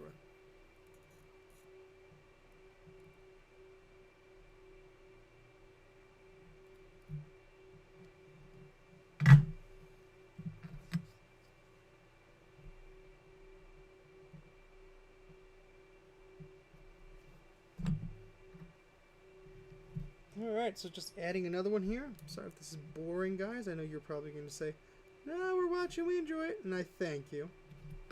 But we're just taking our time here, just installing these capacitors on the logic board. Hopefully that's all this needs. You know, I get a lot of recapping requests, and sometimes those requests will basically have a short novelette attached, and we'll explain all the things going wrong with the board. And sometimes I have to say, well, unfortunately, you know, I just can't fix that machine because, you know, I could recap it, sure. If you want to pay me to recap it, sure, but I don't think that's going to solve the issue that you're having. Because you know, it resolves a good amount of problems, but that's not always the issue that is causing whatever underlying problem that you're experiencing with your computer. So, you know, it doesn't hurt, but I'm not getting a good join on there. Might need to add more flux there. And this is right up against the plastic too, which I don't like, but yes, you know, I have a form, Tim, on my website, and when people do submit a request, I have a question. And that question is, do you mind if I do a live stream of your thing? And everyone so far has said yes. No one has said no. I don't want it on the stream. And I think that's just like, yeah, it's hardware. It's not. I'm not showing any personal data or anything. There we go. That's too much, but we'll just deal with that. And you know, I think people do tend to like seeing me try and repair some stuff. And I do have to apologize. There were a few recent requests that came in, and I just have been very busy this week, even though it's only been the beginning of the week, and I've not had a chance to respond to all of them. So it's just something I want to apologize for. Hopefully I will have some more time soon to address those, because I have to create a ticket and I have to make sure I have the capacitors, I have to give you a quote and all that stuff. So it does take a little bit of time. There's a few things. I think the chessboard is one of them. I really would have to refer to the Dead Mac Scrolls, which is available. It's a book. It's a PDF available on the Internet Archive, on archive.org. I think that's one of the symptoms. I think the analog board symptoms are a little bit different, but it also depends on the model. But yeah, I mean, weird patterns on the screen, garbled video, stuff like that, weak audio signals, machines not turning on all the time, all could be caused by capacitors on either the logic board or the analog board, which does the video circuitry and all that stuff.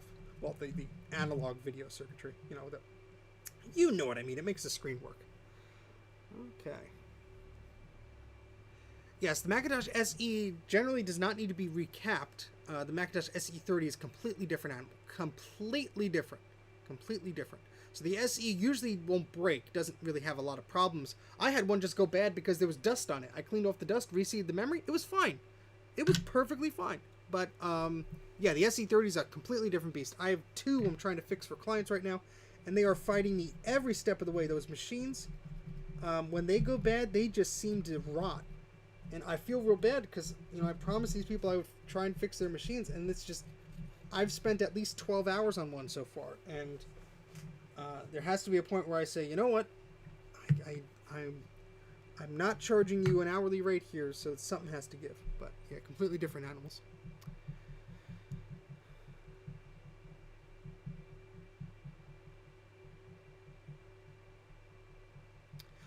Luke, did you email me about that? I forget if you did, and I apologize. Or maybe the discussion was, yeah, I think I promised you that I'd respond. I didn't check my PowerBook 140 yet.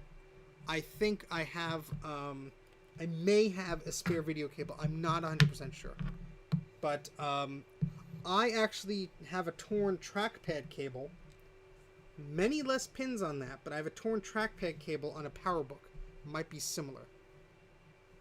Yes, if you want to email me, Luke, I mean, just so if I ever come across it, I can be like, oh, there's that guy who emailed me, I could respond. Because otherwise, I can't, go through an 8-hour live stream and pick out the comments. So, but if you want to email me, mac84tv@gmail.com, please feel free to do so. Again, mac84tv@gmail.com.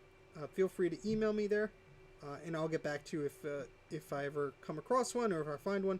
Because I have a PowerBook that is a totally trash screen. I just bought it for $5 for parts. I forget the model. I think it's a 140 model. It could be 145B or something like that. So just a heads up on that.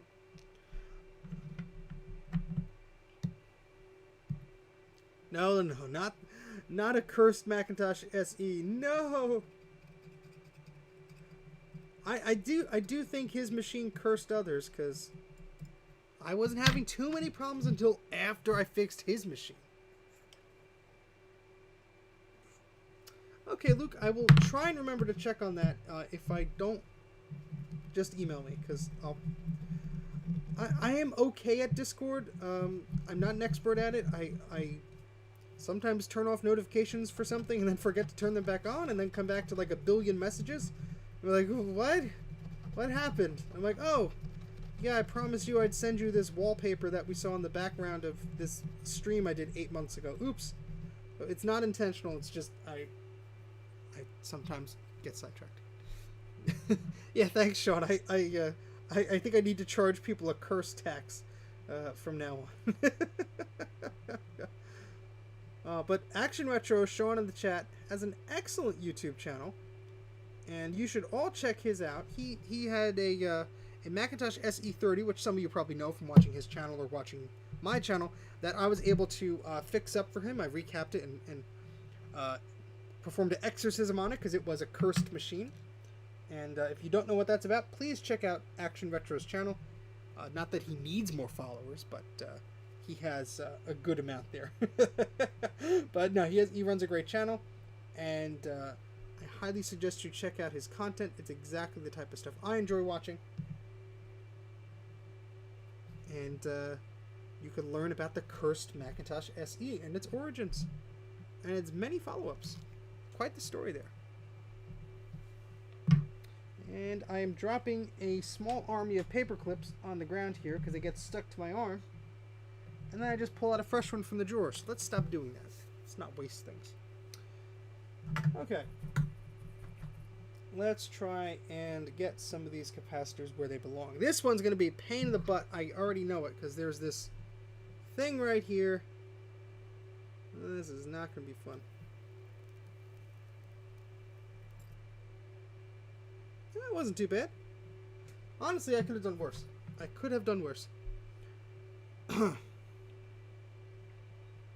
Yes, that was the very interesting SE. He called it the cursed SE. And after working on it, I agree with him.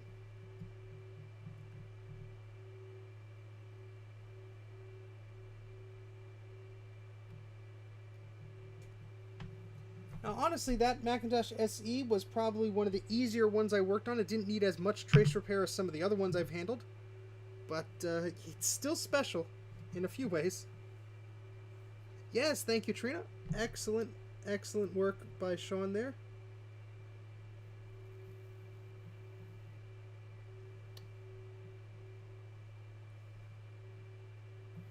So please subscribe to Sean's channel if you have not done so already.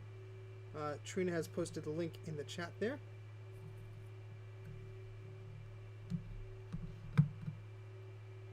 Yes, built-in jazz drive and CD-ROM. I mean, you have to think of the practicality of those mods there. They're pretty damn neat.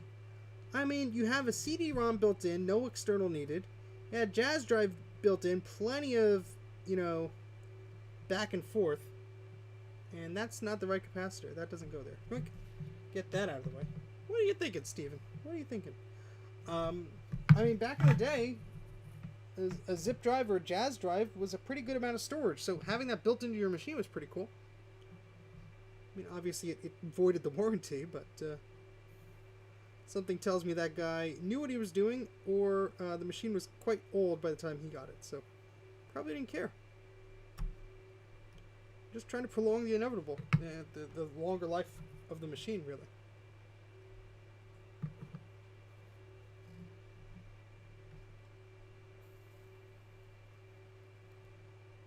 I need to clean the edge of this iron a little bit because it's getting some gunk onto the board I don't really want, but this is going to get an ultrasonic clean anyway, so it'll be okay.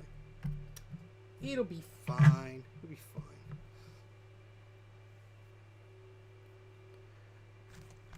Alright, so we need a different capacitor here. We need a 47 microfarad. Let me just grab one of those.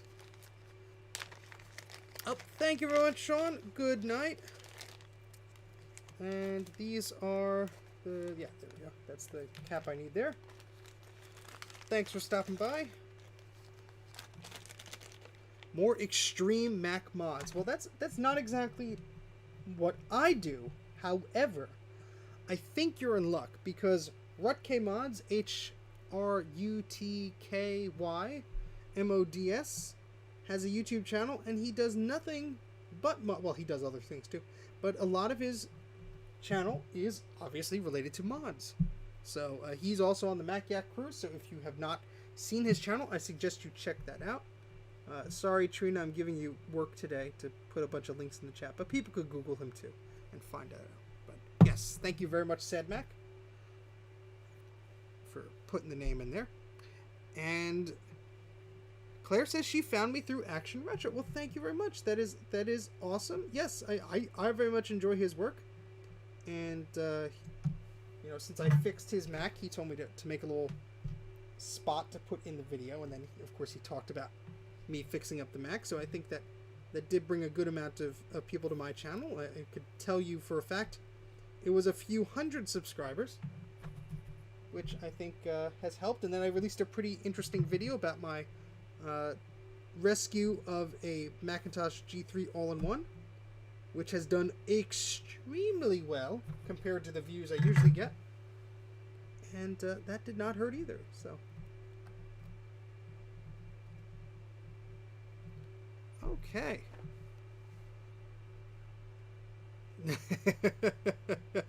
Awesome. Awesome, Luke. All right, so that is that section here, and that's this section here. All right, so we have 8 capacitors on the board, but don't worry, there's more to do. Oh, boy. Oh, boy. Okay, so let me just see how many we need to grab out of the grab bag here to finish our repair. There's 1, 2, 3, 4. How many do I have? I think 3 of these. 2 of these. I think I grabbed 1 too. Yes, I grabbed 1 too many. I don't need that one. We'll put that to the side. We'll fix it up later. But let me install the one that's a pain in the butt first. That's over here.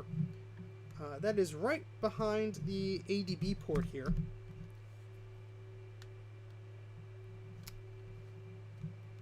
And yeah, this one could be a bit of a pain, especially getting the original capacitor off the board is a bit of a pain. And we have a bunch of flux there and yuck. It's very interesting hearing how some of you found me, because that is really cool. Yeah, I've been on Ken the Computer Clan's show. I do the MacX show almost every episode. I get around, I guess. It's something that you know, I started this YouTube channel in 2017, and in fact, my goodness, I was going to talk about a giveaway and I completely forgot. I'll take a little bit of time now to do that. Let's switch back to the main camera here. So I'm approaching 4,000 subscribers, which is a pretty big number in my mind. When I started this channel, I would be happy just getting a few dozen views on videos. And I had maybe 50 subscribers, and I thought that was fantastic. I started as a small channel. I still am a small channel, but obviously there's been some growth there. What I want to do is, since I will be sometime in the future, sooner rather than later probably, reaching 4,000 subscribers, I was planning to do a giveaway at 3,000, but I just shot past that, thanks to some videos and some luck, and some promotion from my friends. So what I would like to do is do a giveaway. Now, it's not going to be as fancy as the MacYak giveaway where you're going to get a laptop or something, but I think this is pretty neat, and there's a reason why some of you may want one just for the heck of it. So Sean just left, but he was here. But anyway, some of you may recognize the company name that's in this bag, but I have a few of these. I haven't decided how many of these I'm going to give away. At least 1 or 2 probably. But this is sort of like a computer. It's a word processor. It's called an Alpha Smart. It has its own little bag here. And inside of it is this lovely little word processor. And these are in mint condition. And when I say mint condition, I mean they are in mint condition. These were overstocked from a school. Basically, I wanted one of them, and I placed a bid on it, and I ended up with a lot of way more than one of them. So, this is an Alpha Smart 2000. It has a PS2 port and an ADB port, and we'll get to that in a little bit. But there's the power cube, the power adapter, sealed. There's a PS2 breakout cable, sealed. And there's the manual for it. So when I say these things are like mint, I mean it. They have not been used. They have not been used. So it is kind of like an eMate, but it's much more limited than that. It's a word processor. The whole idea here is, and let me just take it out of the thing here, because it is quite an attractive form factor, very curvy design. Very, very nice. So the whole idea behind this, and they made later ones with USB ports and whatnot, but this is the AlphaSmart 2000 model. You have 2 ports here, an Apple ADB port. Well, the manual's not sealed, but you know what I mean. Like new. And you have a PS2 port. The whole idea is you type what you want, and then you can send that document to your computer. Now, what's nice is the connectivity to the keyboard also works sort of as its own keyboard. So you can actually use this, from what I've understood and what I've read, you can actually use this as an ADB keyboard on a Macintosh. And ADB keyboards are getting a little harder to find these days. There are some guides on the back of this to sort of change the way to transfer text to a computer and whatnot. Now these do not have an ADB cable built into the bag here. I guess these were sold for PCs because you could choose sort of which one you wanted to get. The eBates are about $50 on eBay. They're not too bad, but they're not always on there. But you know, this, you could just use a straight ADB cable or an S-video cable as long as its pin out is correct, and you could just send that to the Mac if you wanted to. But the PS2 cable is sort of a weirder breakout cable, so that's included in the box, in the bag rather. It has a nice little slick carry bag, so I will be doing a giveaway of these. I will be doing a special video where I sort of announce the details of that. Basically, you comment on the video or whatever, and you get the chance to win one of these.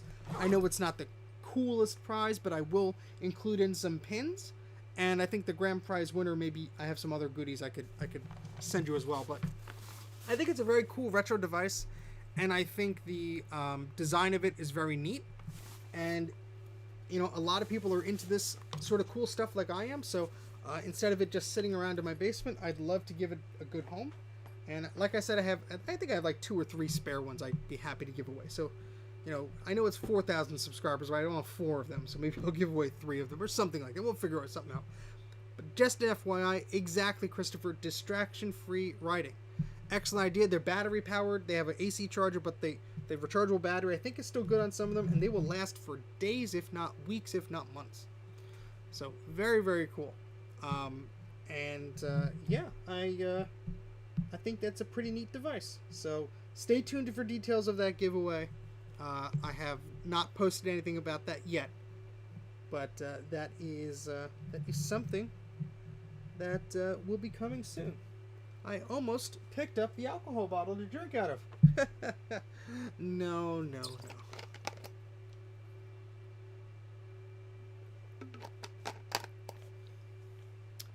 Okay, so I was cleaning this area here before I went into my giveaway speech there.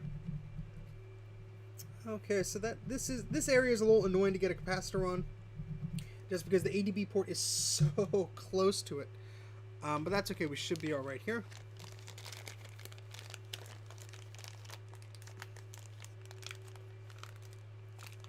Alright, so this has a 47 microfarad 16 volt capacitor.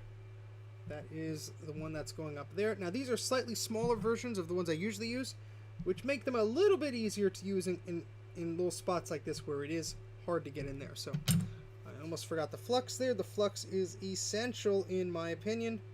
I mean, yeah, I guess you get by without, but why would you bother? It just makes your job so much easier. Yeah, just make sure that the solder that you're adhering to the sides of those capacitors just really link up on that board, and just everything just connects as it should. So I know sometimes I use more than I should, but you know what? Makes my job easier. I'm going to have to turn this around, otherwise my soldering iron will be in a weird spot and I'll end up burning things and melting plastic, and we do not want that. So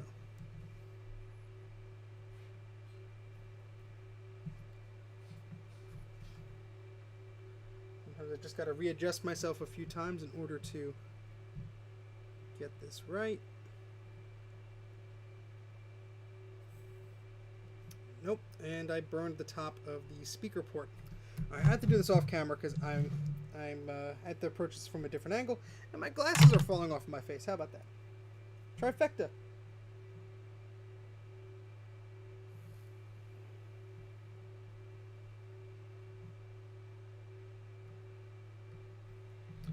Yeah, there's a reason I hate that capacitor, because it is so hard to get in there, and I probably melted the back of the ADB port slightly, but you know, some of this stuff is very difficult to get by without burning or melting something. I mean, there's plastic all over, especially on some of the LC boards. There's just plastic everywhere, and it's very difficult, especially using the hot air gun for removing things. It's just unfortunately one of the risks that is involved with these machines. Put my glasses on so I could read the channel again. The chat, rather. Apple Desktop Bus. No, you cannot win the Power Mac All-in-One. That is mine. It took me years to find one without paying $1,000 for one. And I will keep it for this foreseeable future. Thank you very much. But it is a really cool machine. Obviously, I mean, you know, of course you want one. They're amazing. I mean, yeah, they're bulky. They're sort of weird, but they're cool, in my mind, in my opinion. My opinion.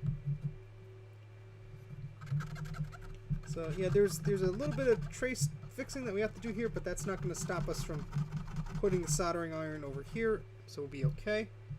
And that trace is not looking too bad, so I think we could leave that alone just for our testing purposes here. Okay, so there we go.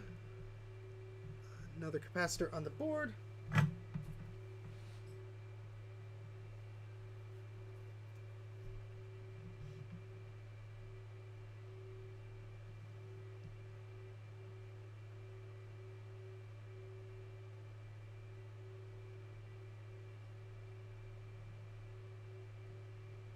Again, this is very annoying because it's right next to this big plastic port here.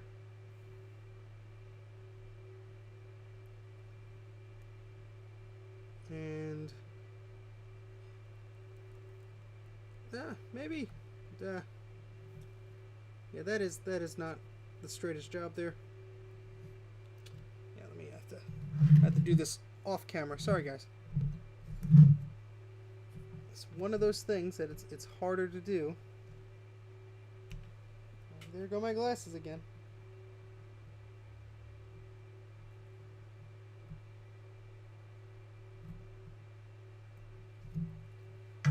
Pick my glasses up off the floor. Ah.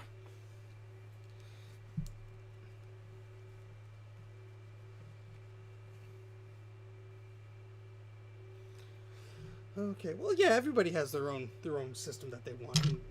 I'm not saying everybody has the insanity that I do that thinks the G3 All-in-One is a neat machine. Some people be like, "You're crazy? That's a pile of crap. Why would you want that thing? That stinks." And I'd be like, "I think it's cool."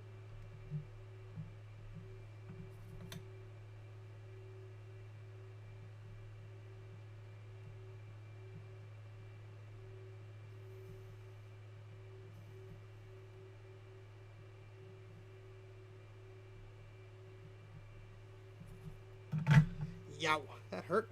Ouch. A good weird. Yeah, well, that's, you know, if it's weird but it has like good things like expandability, then heck yeah. Again, just my opinion. You may share it, you may not, but it's my opinion. I mean, there were plenty of other options. There was a whole Macintosh 2 line, Nick. Plenty of IBM clones. You could always buy older models too. Apple IIs were still around. Yeah, if you go to everymac.com, there's a whole list of the machines that were sold and when. So that gives you a pretty good idea of what models were available when. And of course, that's just the Mac side of things. The Apple II line and the PCs are completely other things that you can look into. Samsung Q1, I'm not familiar with that.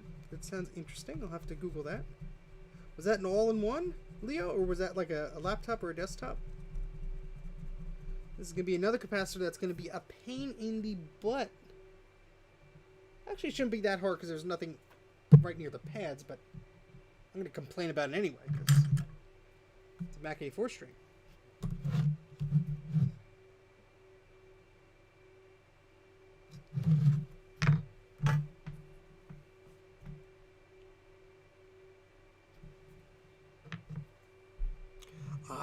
Oh, that's pretty neat. I like chunky things like that. I assume it was chunky because it was from the era of Windows XP.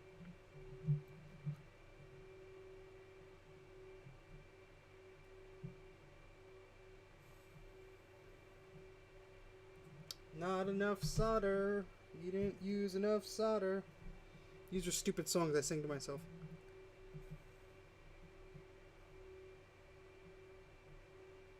Come on.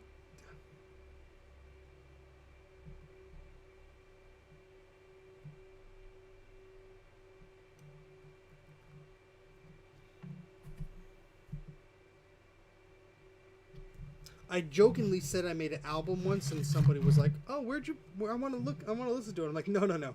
First off, you don't want to listen to it. Second off, there is no album." April Fool's Day a few years back, was it 2 years back? I made a YouTube video called "Amazing Soothing Macintosh Recordings," which, if you could guess the letters, it stands for ASMR. It's like a backwards thingy or whatever, backwards abbreviation, whatever you want to call it. There's a word for that. And it was just a joke video that I made, but it was my nieces and nephews enjoyed it, so there you go. There's an audience for videos everywhere, anywhere, somewhere. All right, so that capacitor is there.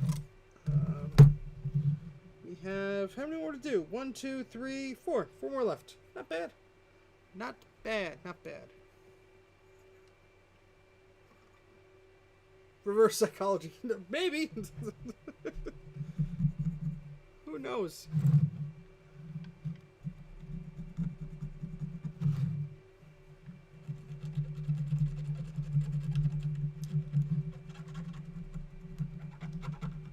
Oh, it's funny. I also had, and I'm not complaining, I just find it humorous, and I'm not making fun of anybody, I'm not questioning anyone's intelligence or anything like that. I just found it humorous.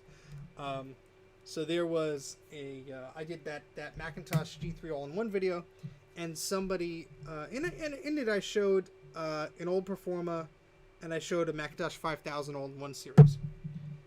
And in that video, I was sort of talking about models of Macintoshes, and I showed what I had, because my thought process was, well, let me not show like a very pixelated, blurry stock image. Let me show, I have a collection of these things, let me show the collection. It won't be the exact model number, but you know what? It's close. So I showed that. Instead of a LC 5500, I showed an LC 5200, and instead of a Performa, I showed an LC, same model. And the guy had a very nice comment, but then he says, "Oh, I don't know if you noticed, but when you showed this machine, it was actually this, and when you showed that machine, it was actually that." And I'm like, well, yeah, I noticed. I filmed it, and I edited it, and I published it. I mean, I spent a lot of time staring at that clip and adjusting it and working on the color and the sound for it. It's like, yeah, I'm aware of that. If I had one of those models, I would have shown it. I did not, and I can't show it. But yeah, same form factor of the machine. So it's not like you were missing anything extravagant from not seeing those exact models or anything. But I just thought that was funny. So yeah, I know. Trust me. The amount of video that gets left on the cutting room floor, or that's edited by me, or seen by me so many times, is sort of silly at times. But I don't know if I'm going to overclock it. I might put a new CPU in there. That's just a normal CPU. But there's the socket for it, so I might as well take advantage of that. I haven't decided what I want to do exactly with it yet. I have a lot of projects I have to do for clients, like fixing up boards and stuff first. So there's a careful balance I got to do. But I have thought about it. The trick is, if I want to upgrade the video card, I can't really take advantage of the built-in video without mods, because, yeah, there's a built-in CRT to that machine, and I can't just plug in like an ATI Rage card and a Voodoo card or whatever and expect it to work, because that CRT is getting a signal internally. So I'd have to modify that, and I'm not sure how to do that. So yeah, that's going to be something to think about. But it's not like I could just be like, oh yeah, let me just do that and film a video about it. I have to think about it. About the PC hard drive. So I finally went to install Windows XP. I got the XP CD-ROM. And Windows XP booted up correctly. But whenever I have that SCSI card in there, that computer, whether it's the BIOS or whatever the heck is going on, it refuses to boot up from the SATA hard drive. It will only want to boot up from, apparently, the SCSI hard drive, because whenever the SCSI drive and the SATA drive are connected, no matter what toggles or settings I do, it just goes, nah, I want the SCSI one. And it just does not let me boot into Windows. So without it booting, I can't really confirm that the drive is blank. I have my suspicion that the drive is blank, because when I went to install Windows XP, it said it was an unpartitioned disk. But that's just I'm assuming. There's a lot of assumptions there. Maybe the driver wasn't loaded, or I don't know. But yeah. Hey, David. It was just a Windows XP Service Pack 2 is what I was installing on a HP DC, was 7900, something like that. It was a small business form factor machine. Excuse me. Well, that's the thing. The SCSI adapter card, the PCI card, has its own BIOS thingy on it. And yeah, I think that is what was preventing the machine from acting normally, because, I mean, yeah, I guess 9 times out of 10, if you were installing a SCSI card, you probably wanted to boot from the drive that was attached to it. And this SCSI card was old, and the computer was using SATA, so even if SATA was set to IDE, it wasn't happy. So, again, I was just trying to see if there was any data on the SCSI drive before I wiped it. So it was a very long-winded way to just find something out, like any of my live streams. But, yeah.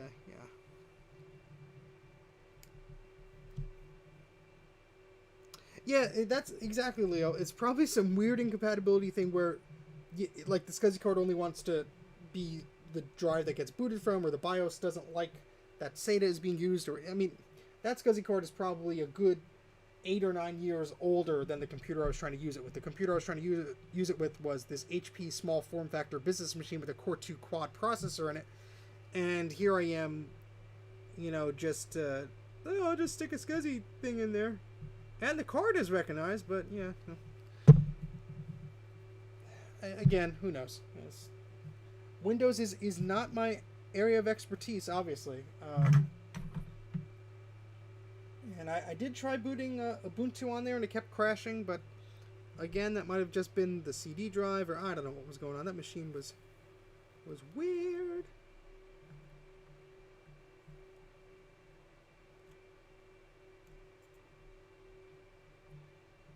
But again, it probably didn't help that the Ubuntu live disk I was using was like old and scratched. And whatever. I'm not a Linux expert either. I'm not even a Mac expert. I just know a lot about them because I've you know, slogged through supporting myself as a graphic designer for years and years using them. So I usually know some of the tricks to get myself out of a sticky situation.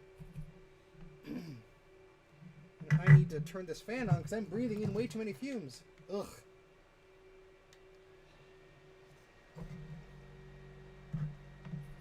So sorry if the microphone fits that up. No, the HP is not in the garbage. I don't throw a machine out just because I get frustrated with it. That's not how I operate. Otherwise, all my machines would be in the garbage.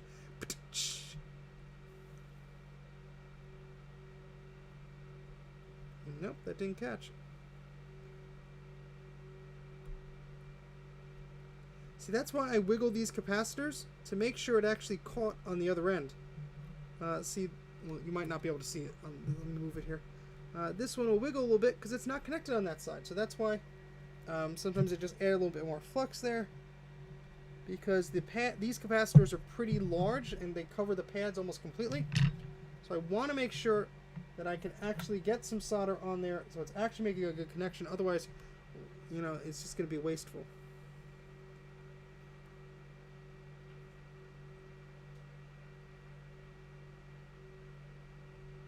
Yeah, see, that's not making a connection there.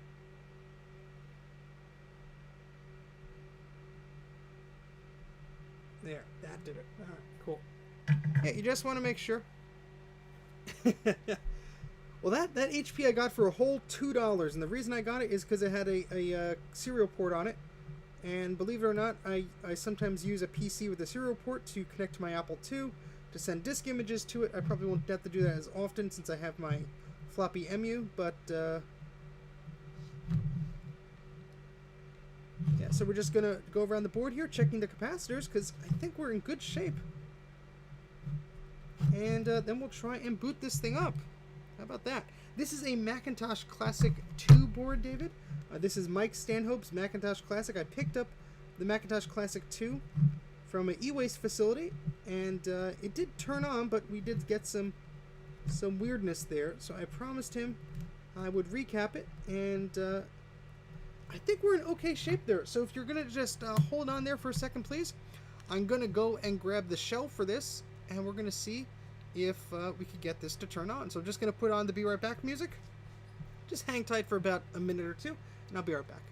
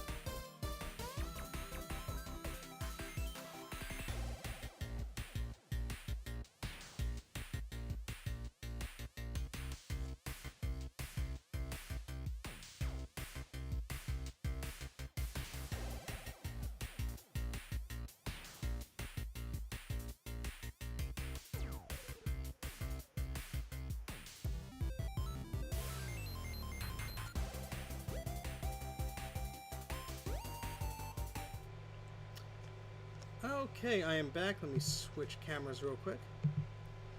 There we go. Yes, this is the same Macintosh Classic 2 that I got from the e-waste facility back in the summer. So this was one of the systems there. I originally did not want any of the compact Macs there because I'm like, you know what, I have so many.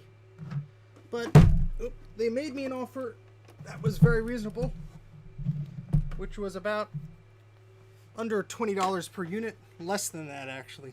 Much less than that. But not all of them work, obviously. They were all the 4 parts machines. They were not, you know, stated that they would work or anything like that.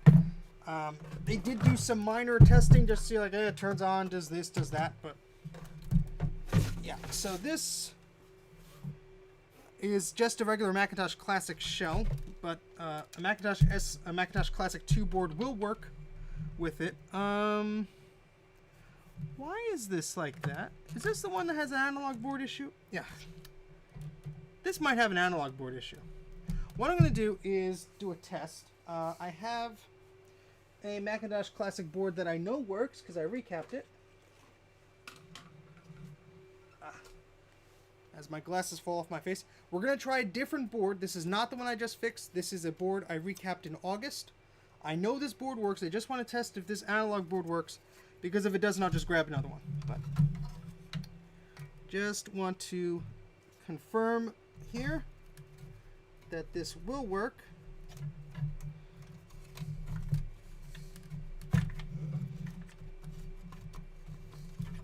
And then we will test it with the board that we just fixed.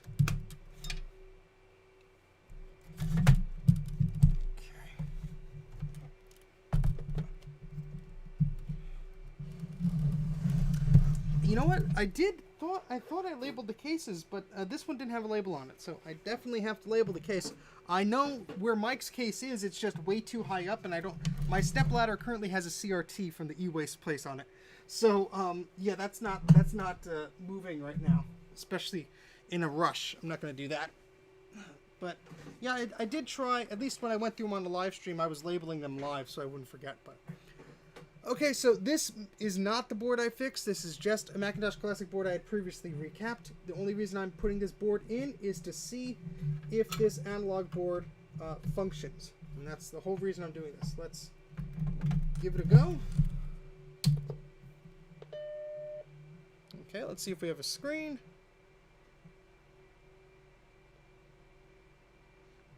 Yes, we do. I think this is my original Macintosh Classic, or maybe not, I could be wrong. Because I did take that one apart just to try and fix an issue. Okay, so it is safe to use open as long as you don't touch the dangerous bits. That could be said probably for a lot of things. But yeah, I'm not touching the neck of the CRT. My hands are very close to some dangerous bits, but I have done this before. I am very careful. I'd like to think I am. Alright, so we're going to try the board here. Now, we do need some memory here, so let me put in some memory. I think there's some memory on the board. Yeah, there's some RAM on the board.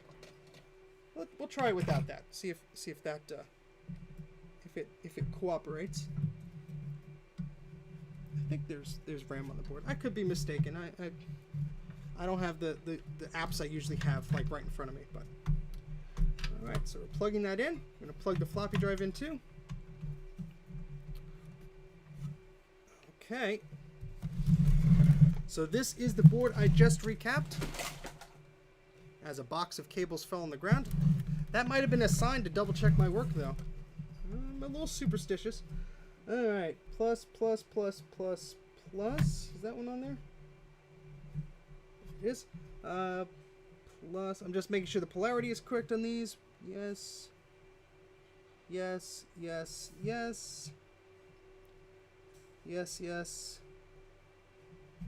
me double check that one there. Yeah, alright. We should be in good shape, folks. Yeah, you just gotta be real careful.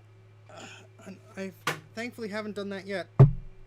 Knock wood, but alright folks, the moment of truth. This is Mike's Macintosh Classic 2 board. Let's see if we get any life out of it. Hey, we got a chime. That's great. Let's see if we get some video here. Excellent. We got video. Awesome. All right, so that wasn't too horrible there. See, some boards are easy. Unfortunately, the Macintosh Librarian's logic board was in much worse shape than this. But this one seems to work great. Just needed some new caps. So let's plug our SCSI 2SD adapter in there. Mike will be very happy when he wakes up, I'm sure. Let's see. I will probably need to put more memory in this to boot up on the system that I have there. Good job. Thank you very much. It's very nice when something works right off the bat. That's awesome. All right, so let's put some memory in here, just because I think it's System 7.5 I have, and it's gonna need more than the than the built-in memory here. I think I have these 2 megabyte sticks here. Let me just try those. So that's one of those here. I think these are all 2 megabytes. Let me just double check here. Yeah, so these are from an LC2. So this should give us at least 4 or 5 megabytes total. So let me just snap that in, maybe? Well, it's one of those Sims which has just a little bit of residue on the PCB, so the clips don't really, thankfully these are metal clips. There we go. Alright, and we'll do this one too. That one went right into place. Okay, great. And this is great because I plan on visiting Mike fairly soon. So then I'll have a Mac to give him at his leisure whenever he has a room for it. Okay, let's put the floppy disk cable there. And you know what? Do I have a SCSI cable? Yeah, let me just plug this in internally. How about that? A good night, Trina. Thank you for stopping by. Always appreciated. Yeah, so let's just plug the SCSI cable in here. Alright, and our SCSI to SD adapter. If we need extra power, I can plug the USB port on the SCSI to SD adapter into a power socket I have. Let's just turn this around here. And obviously we do need a keyboard and a mouse to play around with this a little further. Oh boy. This is exciting. I didn't expect it to work. This is amazing. This is fantastic. Oh, there goes my scalpel. Or whatever that was on the ground there. I think a very appropriate mouse to use with this machine. Let's move my tools so they don't all fall off the desk at the same time. How about that? I think this was a fairly straightforward stream, as everything else falls off of my desk. I don't even know how long I've been doing this. 2 hours and 23 minutes. This may be one of my shortest streams yet. Okay. Or at least the shortest one in recent memory.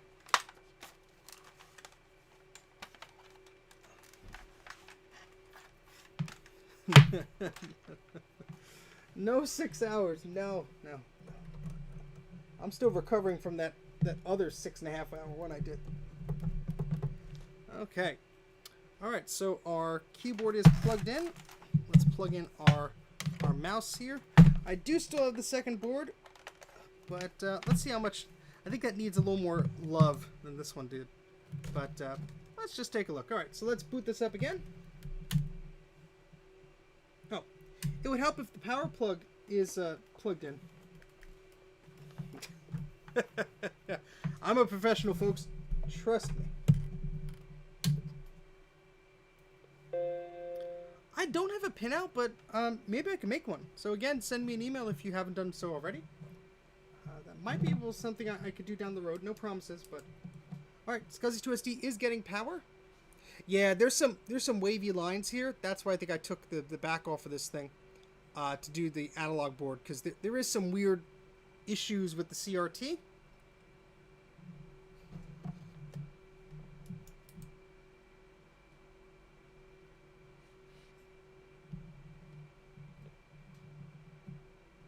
It kind of wanted to for a second. Maybe. There we go. Welcome to Macintosh. Woohoo! Yeah, the CRT is a little flaky on this one. I think this is my first Macintosh Classic.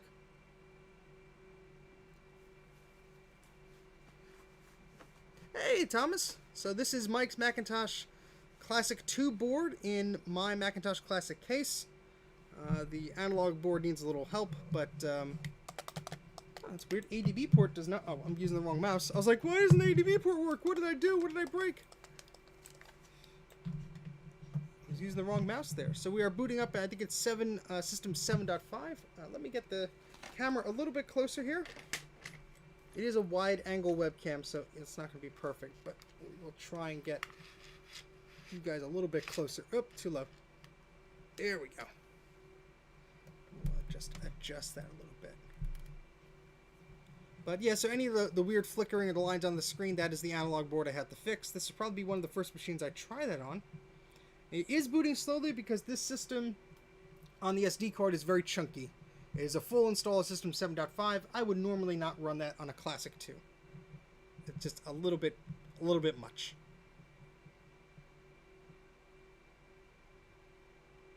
If Mike were around on the channel right now on the stream, he would be like, "What the heck are you doing booting 7.5 onto a Classic 2? Are you insane?" And I'd say, yes. Yes, I am. But obviously the Classic 2 is faster than the Classic. Mike! Mike is back! Your machine works there, buddy. It is yours. That's right. You can ignore the weird wavy lines on the screen. That's the analog board of a different system. Your case is still on the shelf. Exactly. Just not well. It's fixed. Recapping did it right off the bat. No other fancy things required. So I did put in 4 megabytes of memory on here just so I could boot from the SD card here. It's going to yell at me about a partition there, but we're going to ignore that. And so, yeah, System 753 with total of 10 megabytes of memory. I think that's virtual memory. But, yeah, so I think it's 2 megabytes on board.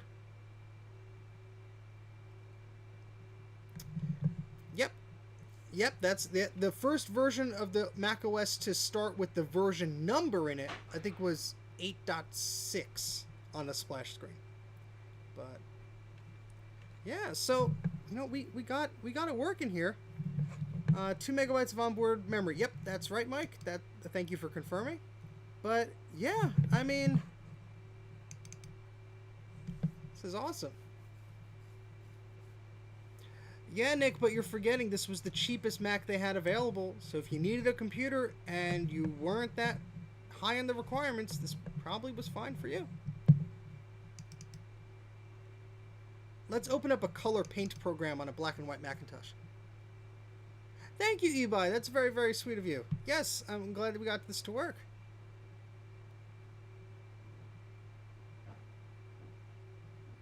Yeah, I mean, it's easy to look at machines like this with a modern perspective and go, you know what, that's, why the heck would anybody want that? But you have to think when the machine was released and all that stuff.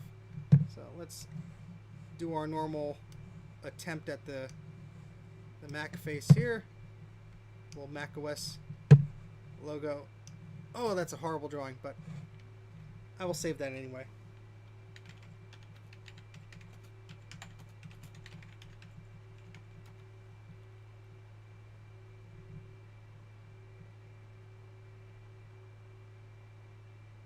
It's just pausing as it saves that file. Let's make a new file here.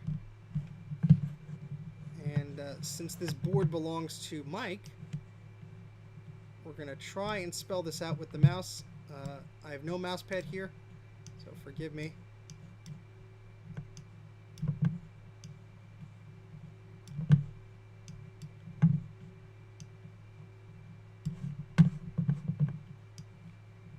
For those of you who have not subscribed to Mike's Mac Shack yet, please do so. He is in the chat. He has a great YouTube channel with some PC stuff as well, some awesome IBM stuff.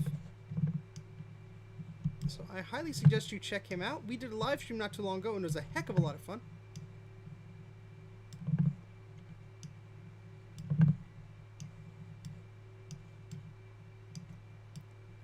There we go. I don't think I could draw the IBM logo with this little mouse and everything. Especially at the, I'm at a weird angle. I'm not in front of the camera. I'm like over here. But all right. IBM. Ugh, yeah, no, it's lagging too. And this screen is getting all wavy and wobbly, so that's probably not a good idea. Mike's Mac and IBM Shack. That's maybe just Mike's Computer Shack. I don't know. Mike's Mac Shack has a nice ring to it, though. It is a happily recapped Mac Classic, too. That's right, Bruce. All right, we're going to shut her down because she's all fixed up here and ready for Mike. So this is obviously not the shell that Mike is using, but exactly, Mike. Well, I'm happy. I'm happy that you are happy with your Macintosh Classic 2. What plans do you have for this machine? Because is this your first compact Mac? I know you've had many in the past, but is this going to be the first one you've had in a while? Because it's not a bad one to have. It's not a bad one to have.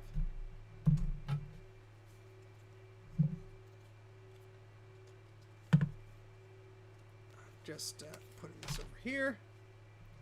Let me take this board out, and I'm going to put a sticker on it so I do not forget whose board this is. Obviously, it's going to go through the ultrasonic cleaner just to make sure it is nice and clean. Well, that's, you know, it's a good compact Mac. I mean, obviously, an SE30 is the nicer option, but not all of us can find nor afford nor fix up SE30s. And the Classic 2 is not a bad system. Especially if you're running like system... I think these still support System 6. And that'll just make it a zippy machine.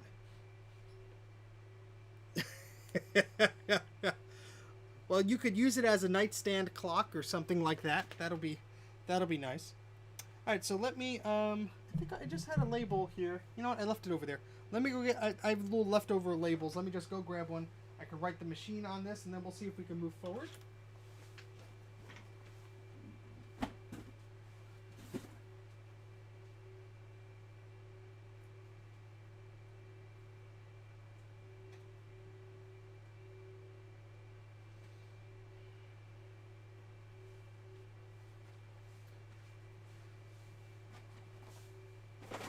Apparently not. I have no idea what I did with that that label. I usually have like spare little bits of labels that I leave off of when I'm cutting off a label of something else. I have extra leftover. I don't know where I put it, but boy, just a tad faster. Yes. Let me just check around. I know I have some scraps here. Let me just.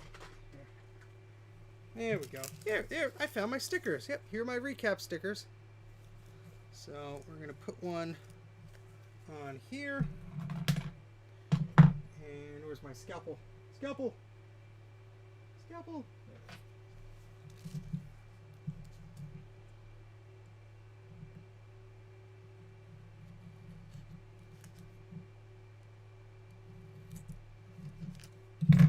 There we go. And get our marker out of here.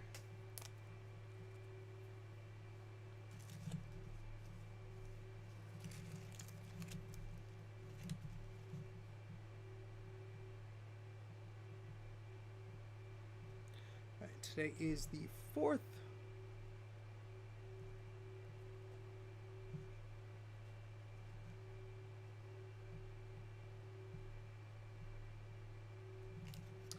All right, so let's put that sticker on the bottom of the logic board so we won't forget whose machine this is. And it won't get mixed up with any of my other clients' computers.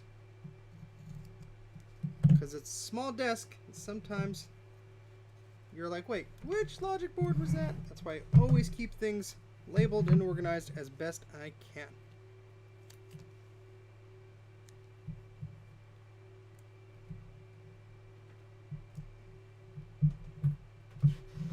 There we go. Now Mike's board has a little Happy Mac sticker there. So we know it has been recapped, which is great. I will not lose it again. If I lost this between now and this weekend, that would be very sad, Mike. Very sad. Don't jinx it, please. Don't jinx it. Okay, so let's see. How long have we been going here? 2 hours and 35 minutes. Well, you know what? I'm going to get a start on the other logic board. Maybe. Let me take a look at that. Because I don't know how long I can stay up here. I got work tomorrow, obviously. Let me move this off the desk here.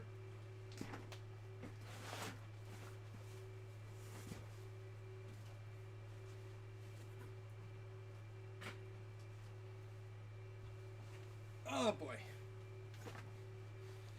Okay, we are back. Let's check this here. Going for 2.5 hours. Hey, Mr. Macintosh. Well, now the party's started, I guess, because you arrived. Alright, so here is another Macintosh Classic 2 board. Same revision. Same annoying number of capacitors. Oh my goodness.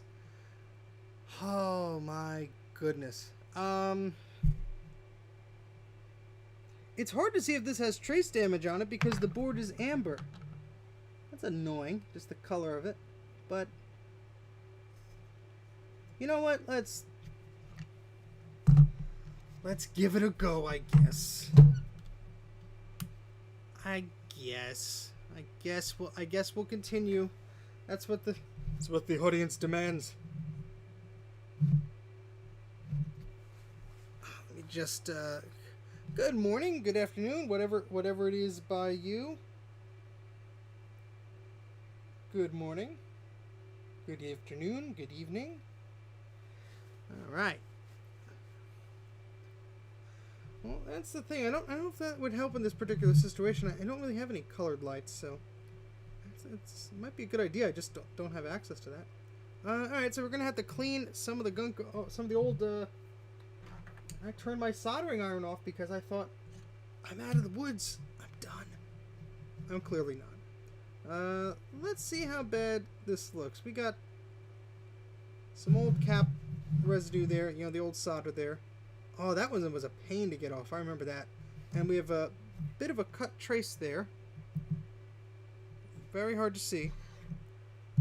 But if I use that eyesight, which I do have, everyone's eyes would hurt. So that's only 640 by 480. And that's going to be, I think, a bit of a repair there. Maybe not. Maybe that's just gunk. We'll see. How do the rest of these look? That looks okay. That's okay. Hopefully this will be fairly straightforward. Haha, famous last words. No worries, Mike.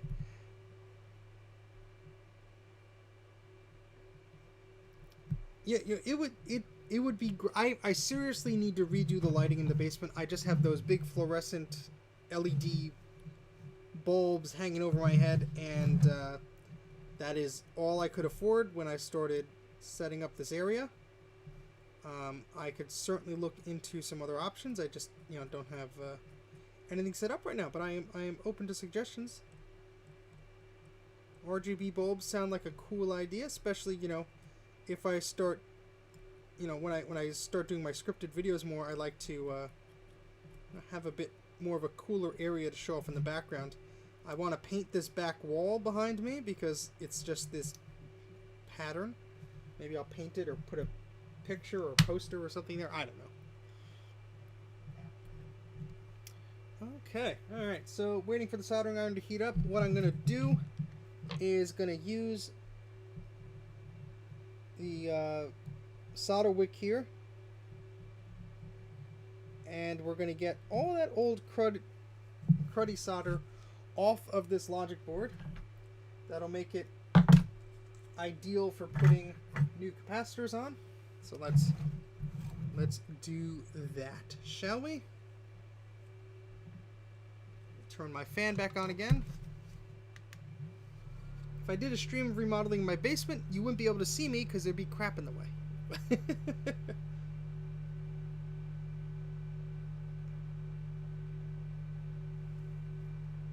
Yeah, I mean, it's not affecting my repairs or anything, but yeah, I eventually want to redo some lighting, and there's plenty of things I'll look into. But thank you for the suggestion, yeah. I have an old lamp that's like basically a light on a stick that I use for some video shoots sometimes if I just need to get extra light in an area, nothing too fancy. Eventually I'll bite the bullet and get like a professional lighting set. Not the expensive ones, but for a few $100s, like a $200 set or a $400 set. It comes with multiple things, but I'm not there yet. I'd love to be. I don't have that much funds to spend on this stuff currently.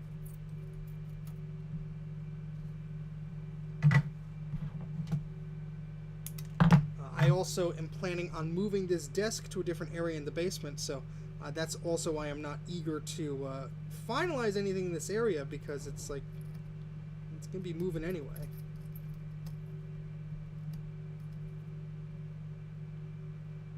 So just being very careful here. I do not lift up these pads. They are old, they are cranky, and they are probably easily moved. No, I'm not using fluorescent lights. They're actually LED bulbs. They just mimic the look of them.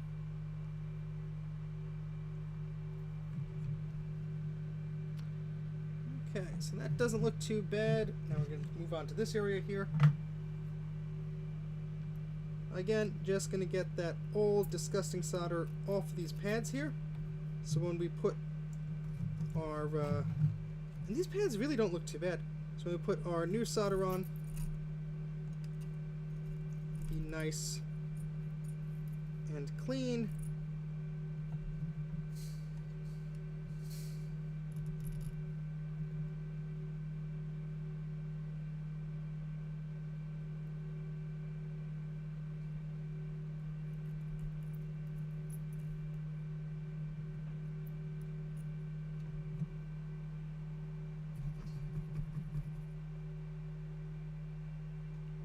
Cranky pads.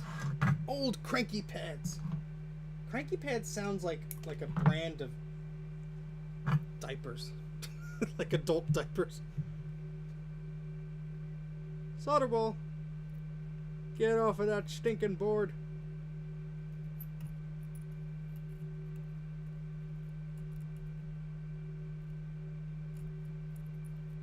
Oh, I felt a little tug there. We don't want that.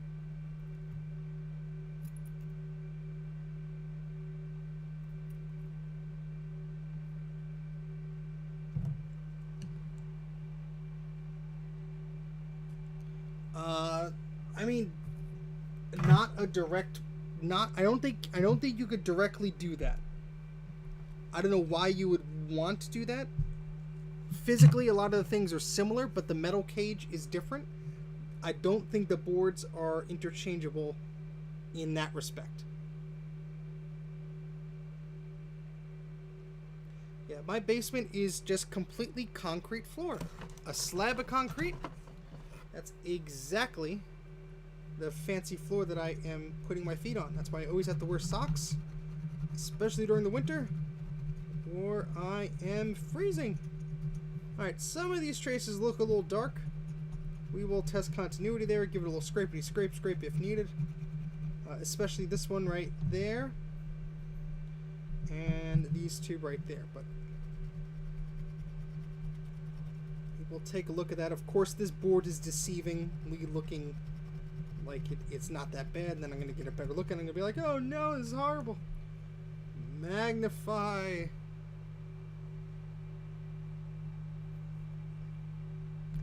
Excellent, Ashton. Those are neat machines. I do not have an Apple II Plus. I do have an Apple IIe. But share the details. How much? How much memory it has? Configuration? We demand to know.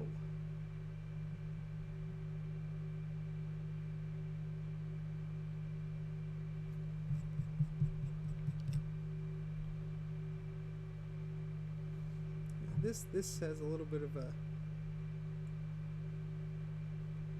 spot there. Just kind of dig that out a little bit because it is kind of deep there. There we go. Yeah, just right next to these pads there. There's just a little bit. I may just be overly sensitive to this, but we'll clean up these areas before we put any new capacitors on them. I don't want to take any chances. I don't even know the value of a lot of Apple IIs. To me, that sounds expensive. I got an Apple IIe for about $75 or $80, and I felt like that was a little much, but it was a 2E Platinum, though, which I know is pretty good, but it did not have a Super Serial card in it, and the keyboard was missing a few keys. You know, not the end of the world, but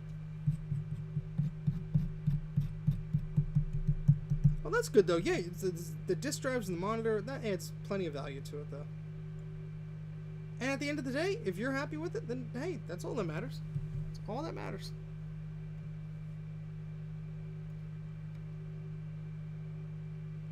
Is that a Granny Smith apple?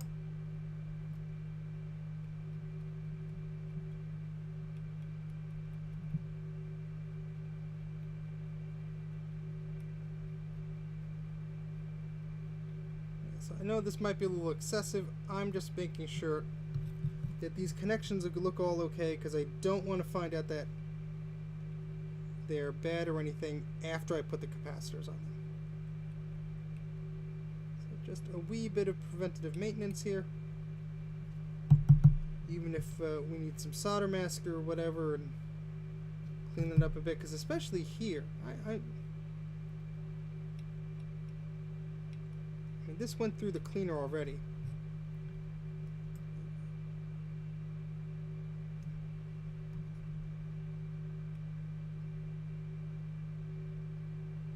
Yeah, I mean, that's still making a connection, but the top of that looked a little suspect here.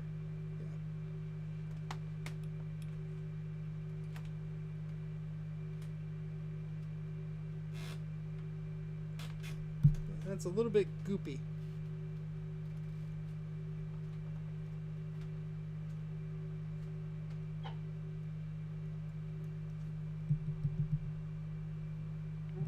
It used to be a Granny Smith farm. Well, that might be why you like Macintoshes so much, Bruce. Well, apples, maybe.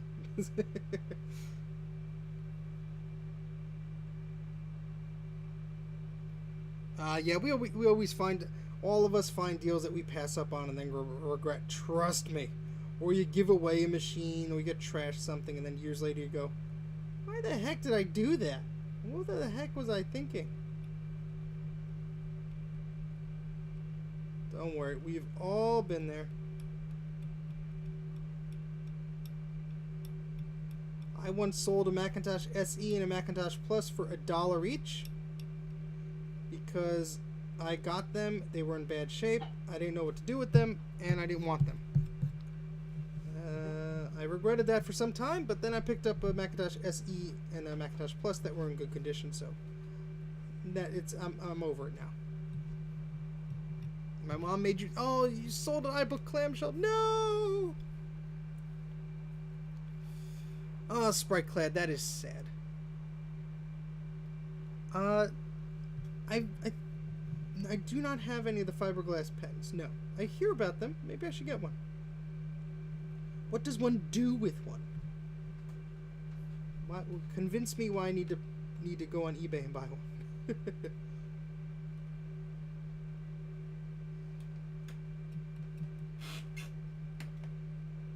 Okay. Yeah, everything just around these traces here. Everything seems to look okay. I just wanted to make sure here. That's all.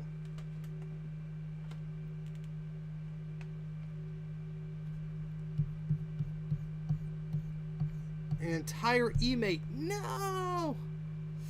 Oh boy. Well, you know what? It's okay if you're giving away to somebody, because at least that somebody's going to enjoy it. But yeah, it's painful to think about. Trust me. I know. We've all been there. Oh, interesting. Yeah, I mean, the scalpel I'm pretty good with, so I use it for a bunch of things too. But because sometimes you do have to dig pretty deep. But that may be an alternative to look into. Thankfully, at the time, I thought I was going to sell off some of my duplicate computers or my old Macs or whatever. Just a year or so later, I decided to do this YouTube channel. I'm like, you know what? If this takes off, I'm going to need to have quite a few machines around that I want to talk about. So, might as well hang on to them. And I'm not opposed to getting rid of duplicates. I have more Macintosh Pluses and SEs than I know what to do with, probably. Of course, they're not all in working order. Case in point, this Macintosh Classic here. But yeah, that's something that eventually I might have to look at, because, you know, if I have a stack of 5 Macintosh Pluses sitting on my shelf not being used, there's someone who wants one out there. Maybe I could trade something for it, or put some money from that sale of that computer towards something interesting that I don't have. Okay, alright, everything else here looks pretty good, so that's good. That's good. Oh, I know, Luke, don't worry. But that, you mean, I've got plenty of things like that from people who've tossed things out because it was something simple and they didn't realize it. CD players, TVs, stuff like that, where it's just a bad cord or a bad fuse or something like that.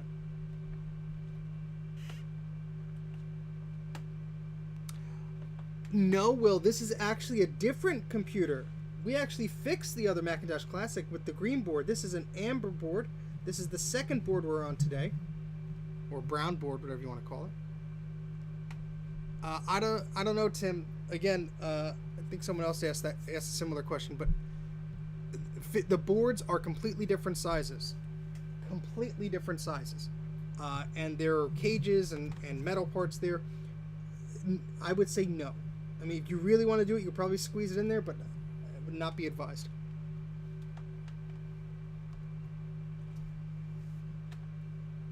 The Radius clone. I would love one of those. Okay, so looking pretty good here. What I'm going to start doing is let me see where I had to do some of that scraping there. Yeah, I'm gonna just put some solder over those areas. Just lightly tin them with some solder. That should be enough. There's nothing too crazy that I have to worry about. Anything really going over it or under it or anything like that.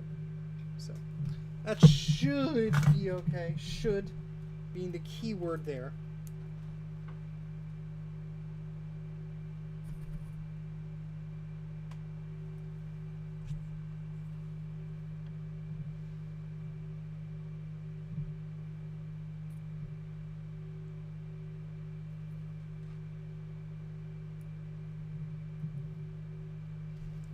I'm going to clean this up in a bit. I'm just doing this very, very roughly here. Gotta be careful. It's going to stick to the board, Steven.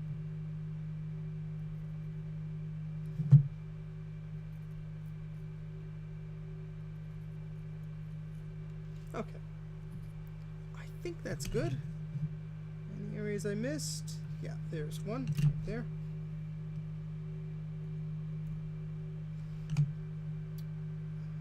Okay. I think that's good. All right.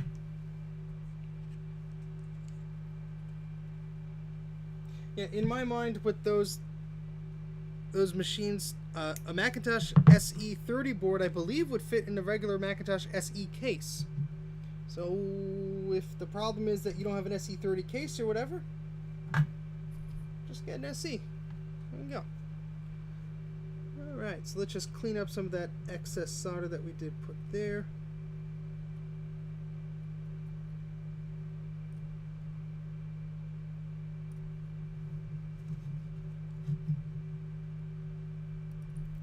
Or if you want to really splurge, Mac84 EFFECTS makes great translucent, clear Macintosh SE30 compatible cases. I was donated one to the channel to do a review on, but I need to get my Macintosh SE30 working before I install it. So thankfully the understanding was made clear before they sent me the unit, but I can't wait to check that thing out. It's sitting in the box. I'm just very tempted to do a video on it, but I need to get my Macintosh SE30 board working before I could do that. So okay, it looks like we're ready for capacitors in this area. Let me just clean this up a little bit.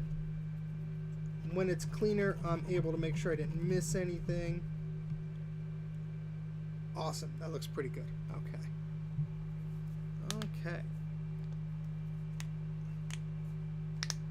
You could find an eMate for usually about $50 to $70 on eBay. Not too bad.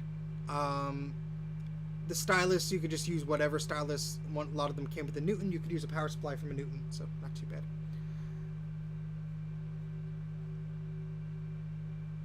bad. Were you here when I was talking about my giveaway? Because that's what I got here. When I reach 4,000 subscribers, I'm going to give away one of these brand new old stock Alpha Smart machines. This is an Alpha Smart 2000. It's just sitting here in its lovely laptop case with the power supply, with the manual, with the PS2Y cable, in pretty darn good shape. New old stock, was never really used, so that's something that I will be doing when I reach 4,000 subscribers. So I'll be doing a video on that soon. Be sure you make an effort to watch the channel and everything, because I will be posting that sometime soon. Does this want to work? Where'd the image go? Hold on. I was gonna put an image on the screen, but where did it go? Oh no. I was gonna be all fancy and put my overlay on, but now it's not showing anymore, and I don't know why. What the heck?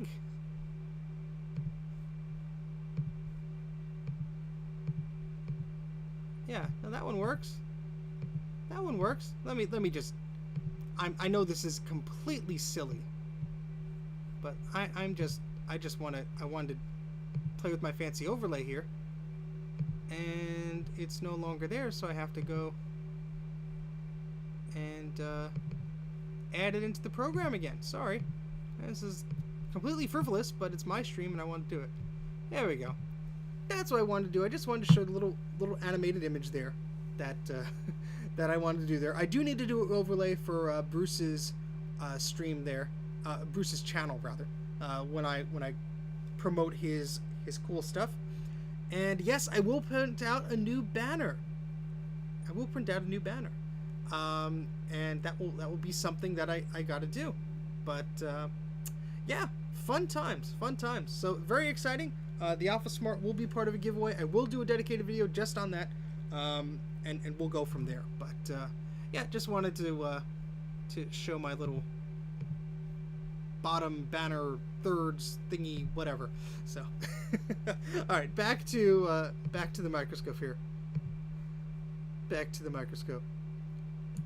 Yes, that is actually the Color Classic is what I based my Mac84 logo on. If you ever see a zoomed out version of my logo, it is a Color Classic. That's why the bezel looks exactly like that. So yeah, I'm just catching up on the chat here. Ooh yeah, 5,000 for Elisa. Ouch. So Thomas says he almost got a working Quadra 700.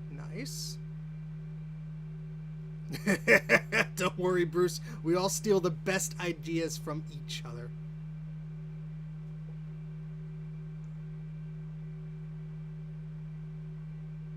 Well, yeah, that's it's a very interesting way to use an Alpha Smart. That's funny. All right, so let's get some of these new caps on the board, shall we? Looks like I missed a little area with the copper there, but you know what? That's an easy fix. There we go. Okay, so let's get some flux onto the board here.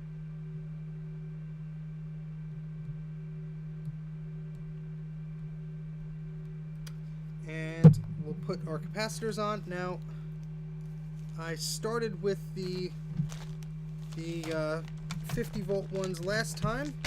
I don't know if I have a lot of those left. Where did they go? I'm misplacing everything today.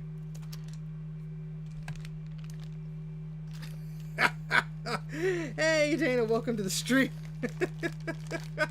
Make sure you invite them into your basement. That's a good way to start.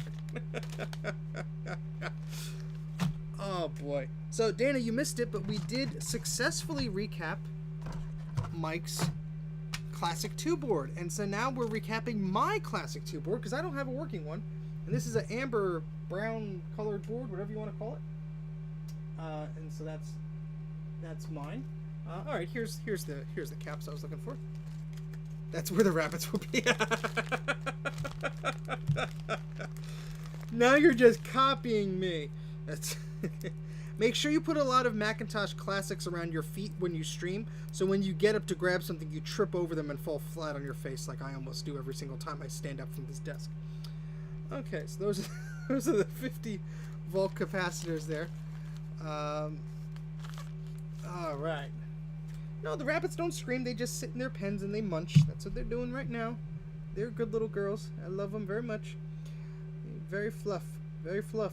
Very fluff children. Okay, so we're looking at our recapping guide here, thanks to my good friend Bruce from Brankus Creations. He has an excellent YouTube channel. And when I say excellent, I mean I'm very envious of him, because he has a fantastic YouTube channel, and he has an excellent website. Recapamac.com is the URL. Bruce is probably going to smash his link into the chat there. And he has these wonderful printouts that you could find on his website.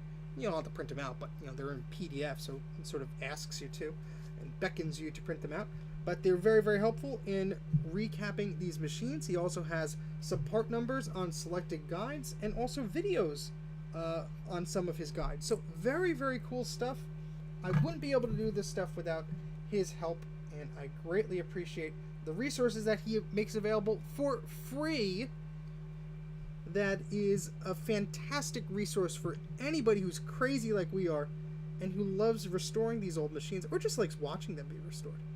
Because even if you're not going to do it, it's still fun to look at. I find when I'm watching Bruce's streams, I'm like, oh, this is relaxing because I'm not the one doing it.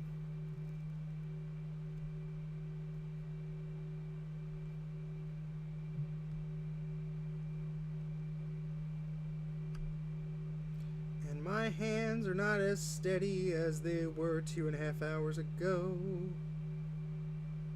You know you're in for a long stream when I start singing.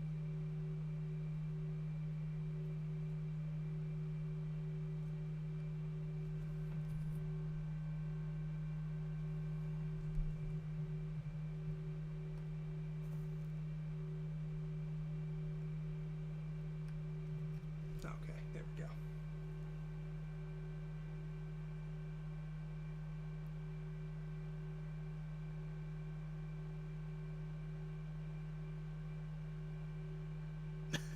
Good point, Dana. There's nothing to steal. I don't use any... No, my rabbits are companions. They are pets. And I love them dearly. And that's all they will ever be. Okay, I've heard worse singing.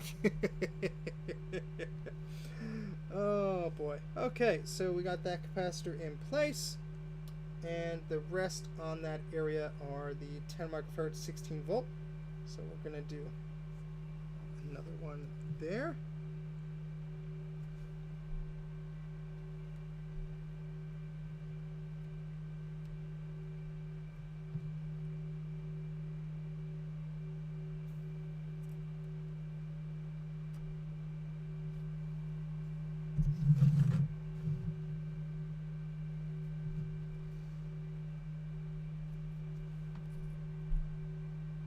Alright, so we're just putting these capacitors on, these happy little capacitors here.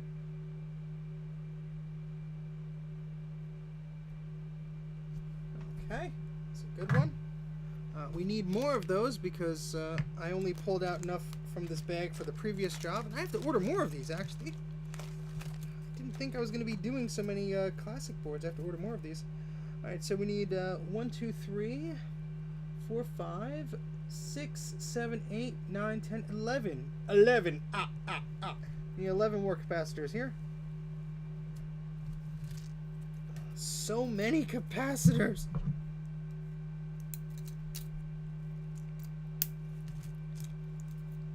So many.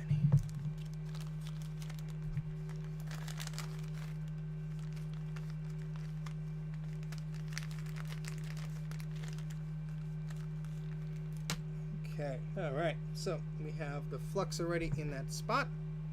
So I'm going to put the next capacitor in its place here. And we're going to put that on the board. Let's hope that this board is as successful as the other one, where we did not have to mess too much with anything else, just sort of worked, which is excellent.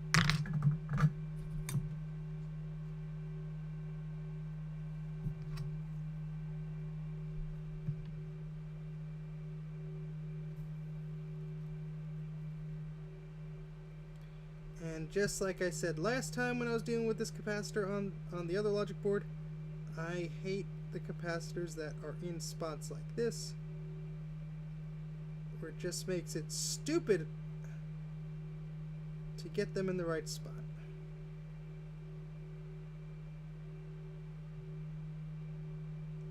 That's not too bad, I guess. He's been here for a good 10-15 minutes or so. He's made a few jokes at Jay's expense, so if you sort of have to calculate that into the length he's been here.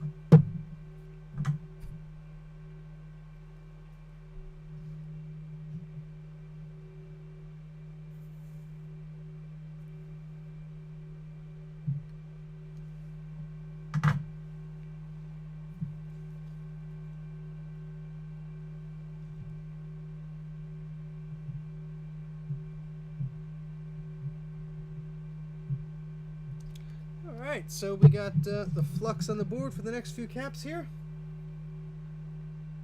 And let's put the different valued cap on first, because otherwise I'm going to be like, wait, which one goes where? And screw it up. So do that first.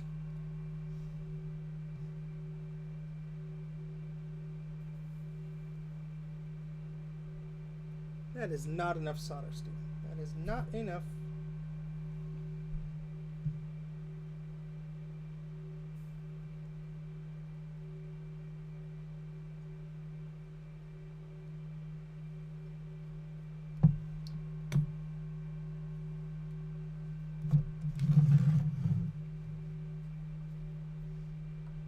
These are annoying because these caps are a little bit too large. I had to use the smaller ones for a different job. Is that even sticking there?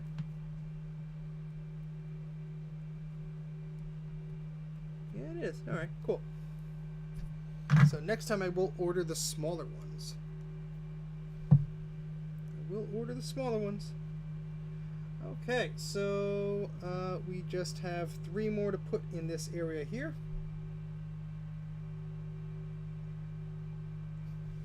And hopefully you guys can't hear it, but I have an Xserve running in the background that is just, its fans are on its normal fan speed there, so it's a little noisy, but it's not too audible to me, so you probably can't hear it, but I just wanted to talk about my Xserve. Because my friend Brian gave me a spare 2009 Xserve he wasn't using. It's a very nice machine. Works fine. I just had to put some drives in it, some memory, and so on. And I'm going to use it as a time machine backup type thingy for some of the older systems I have. That I don't have to leave it on all the time, but you know, I would like periodic backups to be a thing with them. This is going to be fun, I could tell.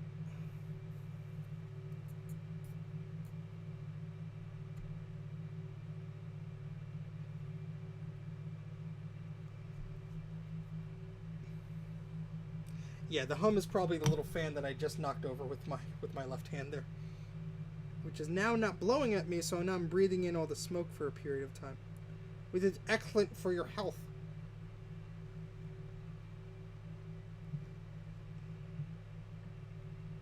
I hate moving this in a weird spot.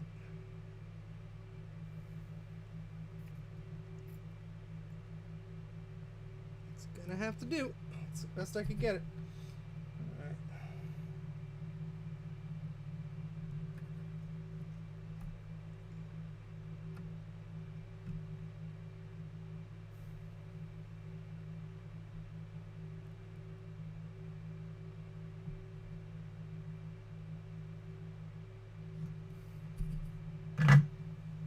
Now we swing it the other way.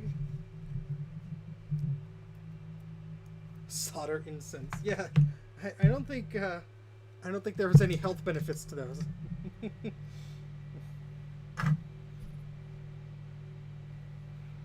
How many packs do you smoke a day? I just recap Macintosh Classic boards 3 times a day. Oh my.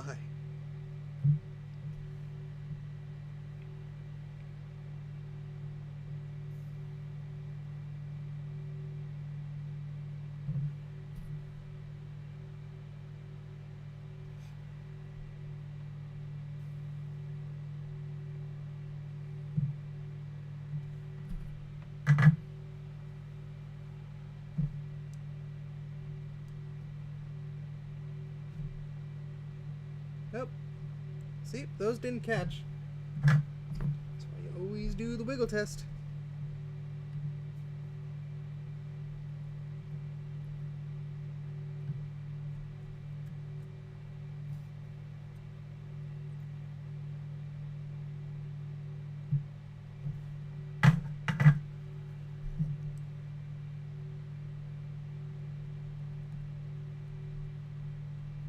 Okay, those look good. So I'm going to come back to the other capacitors there that I have to do, because those are the 47 microfarad. There are only 2 of them on the board. So I'm just going to keep on going with the type of caps that I have to use right now, and we'll hopefully not slow down here. We're going to keep up this pace.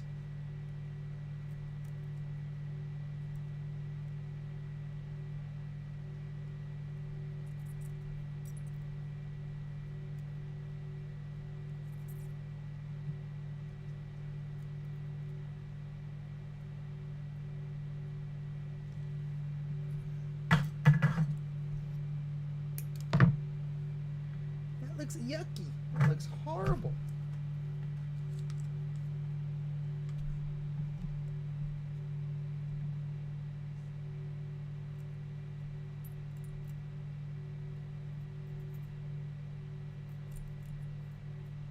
Sometimes it helps to just get a big old solder ball on your iron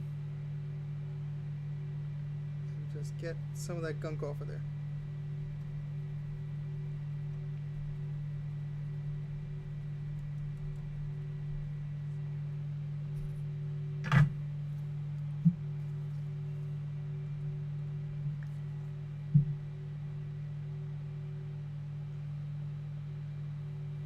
Oh sure, yeah. I am a little backlog on emails. I'm sure I will look at your inquiry soon. I do have to review it just to make sure I do have all the parts and everything, and I can take on that job.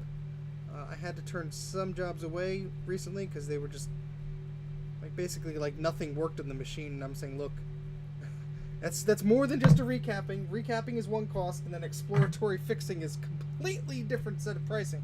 But yes, no, I will definitely look at that. Thank you very much for sending me an email. Some people do try and get in contact with me on social media. I don't accept repairs or anything that way. I do need to have it in an email. Believe it or not, I'm not on social media much. So if you think your message is being ignored, I'm sorry. That's just how I am. I'm just not really a social media person that much.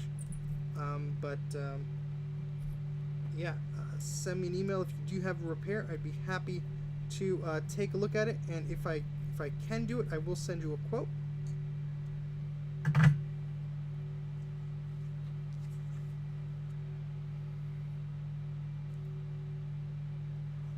The power supply for the Jazz drive does have a specific pinout. However, inside it's just a standard Molex connector. I'm sure somebody can figure out the voltage of that, and you could use the pinout, a pinout to, make one. I just don't have that information available right now. But all right, let's see what we were doing here. We were cleaning that off. That's what we were doing. See, I get sidetracked very easily. Just get some of that junk out of there. Is that a brake, or is that just gunk?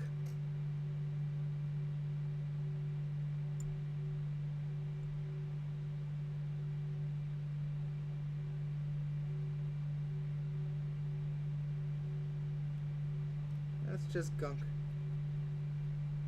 That's okay. We could just, it's so small, I'm not going to do it, solder mask or anything. I'm just going to put some of this right over there. If I could see where my hand is going. Jeez. That should be okay.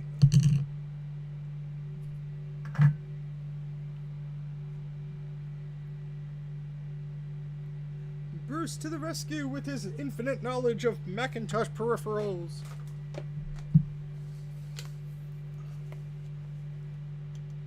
Ah, the pinout is available online. Good to know. I would assume somebody like me did a pinout already, but good to know.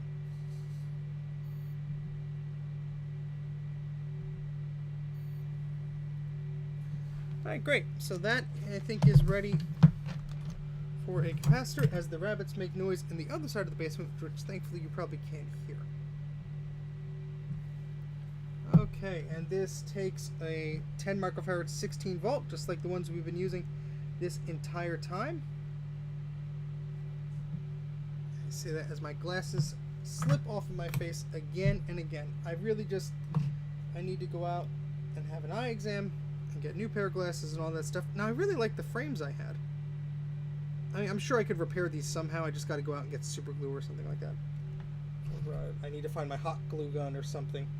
They'll look horrible, but I don't care. As long as they don't fall off my desk, my head. As long as I could drive with them, they'd be a good backup pair. But they won't be a good backup pair if I don't get a new pair, so I have to get a new pair.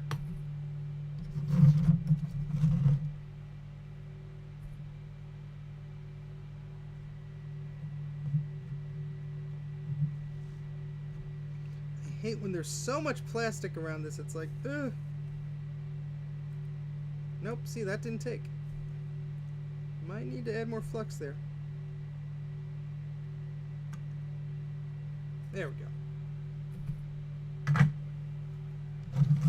Alright, so that was one of the pain in the butt ones to do. Let's clean off these areas quickly. My knowledge is very finite.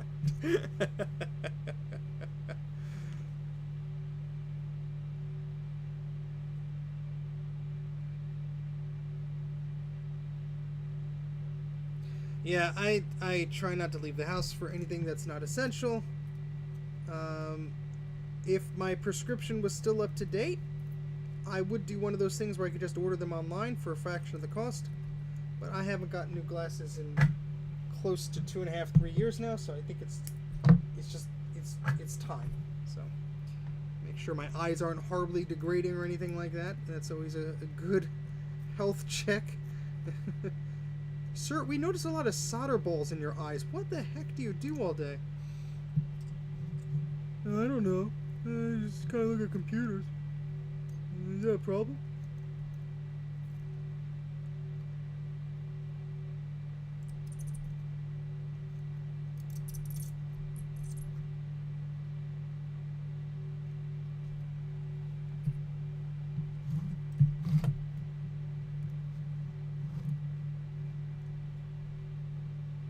But I was very satisfied with the classic 2 board we just resurrected. I was very happy that it just booted right up. As I was saying, when I did boot that one up, I've had worse luck with some of them. The Macintosh librarian sent me a classic 2, which I have yet to get working. Don't worry, you haven't seen the last of that machine. It's something I will continue to work on.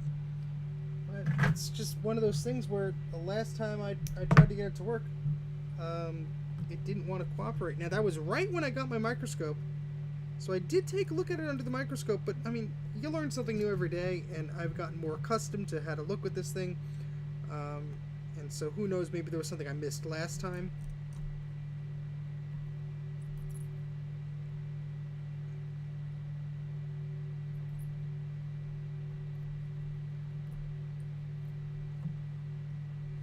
That looks like we need to do some investigation in that area. It's just really a crapshoot. It depends on how old the machine is and if the cap started leaking. I mean, I think they're all very susceptible to capacitor damage. Obviously, some machines, thankfully, did not use these types of capacitors. They used the tantalum. So like the Quadra 700, I believe, is one of them. Just the luck of the draw. Sometimes you get a machine that's in great shape. It was stored great. The caps aren't leaking. Other times you get like a Power Macintosh that's fairly new, but it's been sitting out in a barn, and yeah, so I've had horrid luck with some machines and better luck with others. So it's all relative, I guess, depending on the condition of the machine, if there was any battery damage or anything else that could come into play also.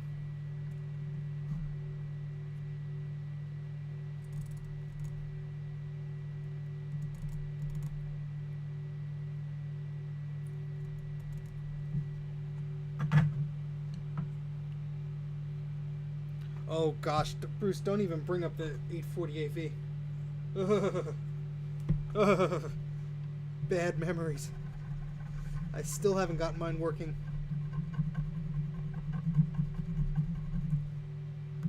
As far as build quality goes, I think the 840AV is comparable to like the Apple III.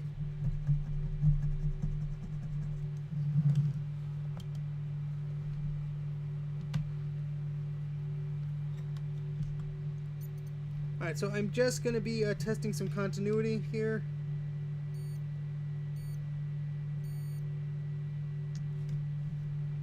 Just want to make sure these are actually making connections. Yep.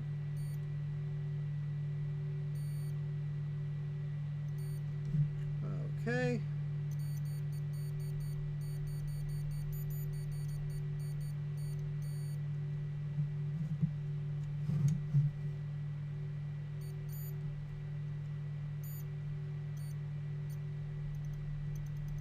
That's just surface gunk. That's nothing deep. That's good. I hope not. And that's a little suspect. Let's take a look at that.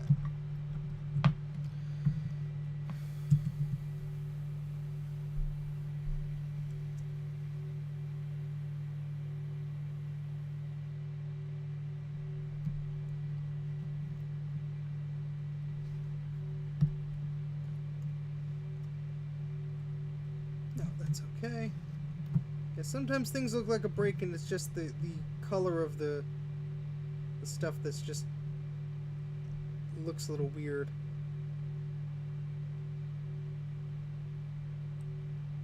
No, this all looks okay. At least on first glance, they all look okay. I definitely don't want to put caps on them being like, oh, crud, it doesn't want to work, because that would be bad. But,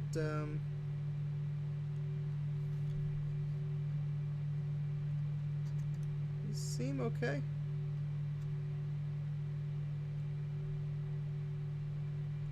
This definitely needs a good cleaning, this board, but other than that, looks pretty good. Looks pretty good. All right, so I'm just going to do another little scrub here, just with the isopropyl alcohol, just briefly, before we put those new caps on, and then we will be testing it out. And hopefully, this one is as eager to work as the other Macintosh board we did tonight.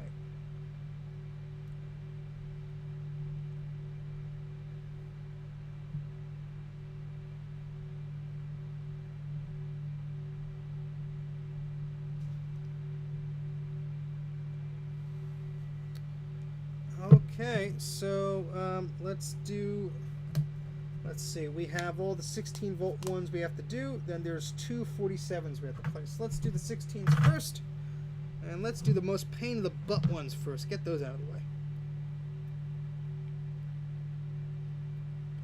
So that is the one here.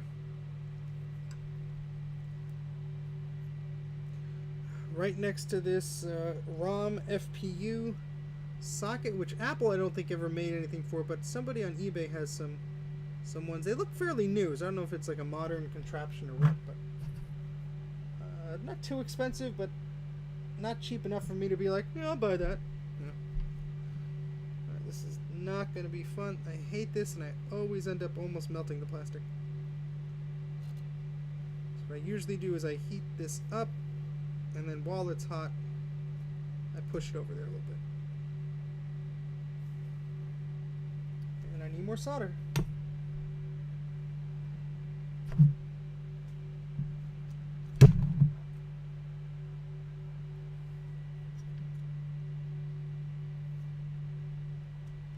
It's too much, but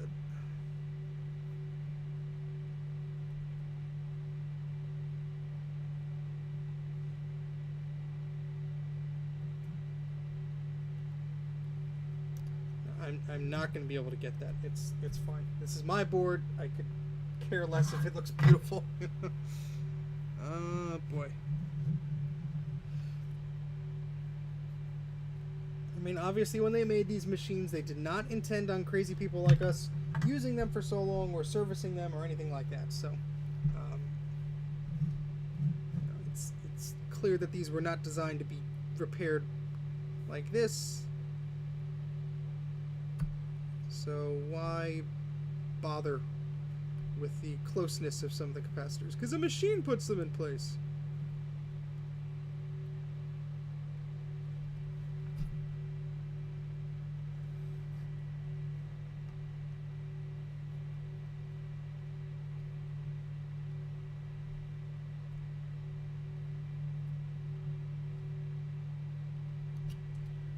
Okay.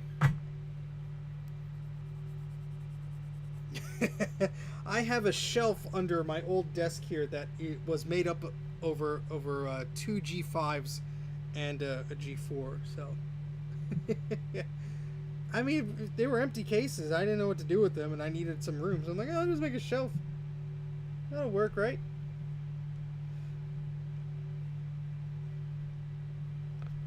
All right, so we have 2 more caps like that.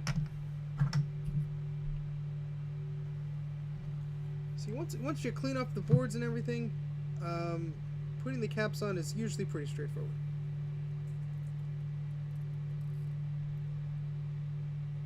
I just jinxed myself, I know, by saying that, but...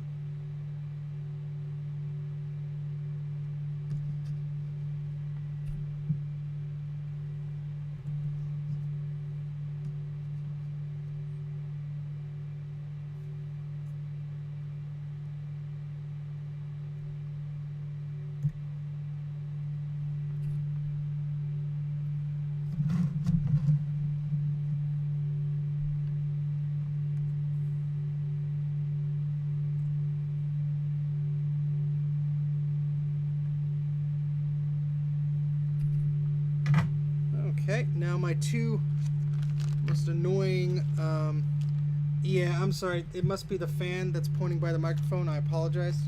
I need that so I can't breathe in the bad stuff. It won't be on for long because we're almost done here. Where did the other capacitors go? Where did they go?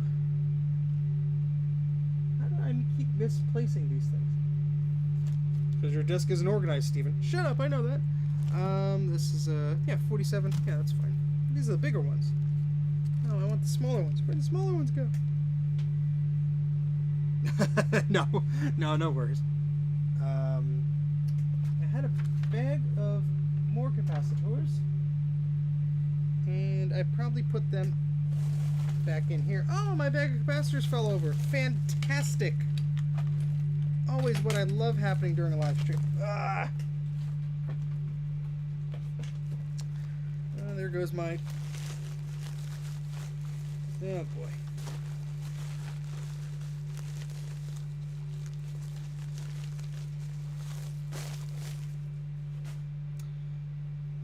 Oh, here they are. They were hiding under the multimeter. Okay, yeah, these are slightly smaller than the 47 microfarads I got before, so I'm glad I picked these up because they fit into smaller places. So we need 3 of those. There we go. Yeah, because the normal 47 microfarad capacitors I previously purchased were a little wider and larger, which is fine for most jobs, but a board like this, where everything is sort of crammed together, especially, again, I hate this one, by the ADB port here, quite annoying, because there's not a lot of room here for error, and it's quite annoying to get on there, so...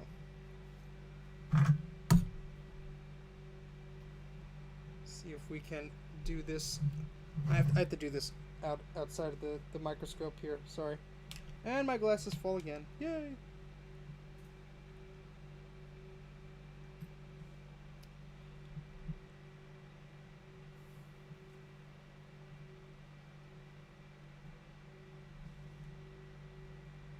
Okay, that wasn't too bad because the capacitor was much smaller.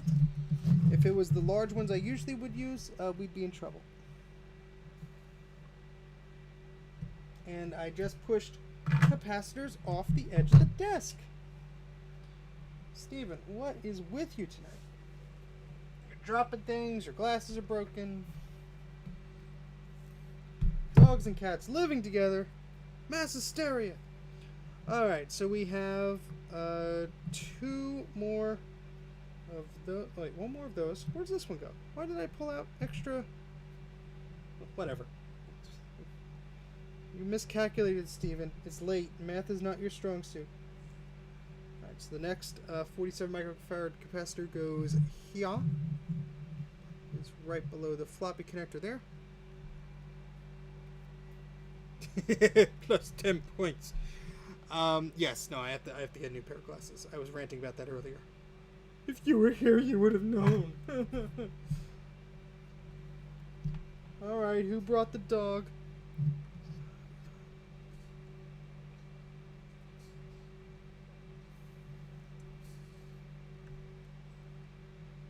Ah, I thought I had a better grip with my tweezers. I didn't.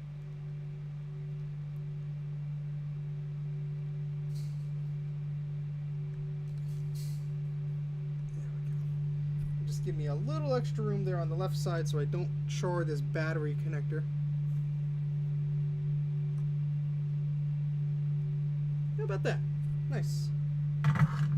Alright, then let's do the other here, and then we just have one more. And I think we're good to test. Who wants to test this board? I know I do. I know I do.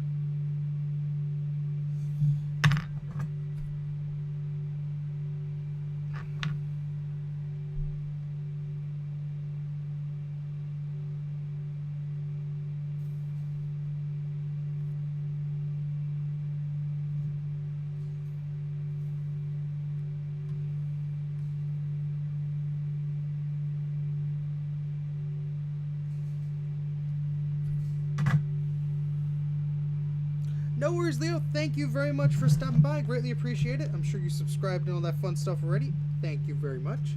I'll catch you next time. See you on Twitter. Alright, let's get this one out of the way. I'm going to have to tilt the board this way.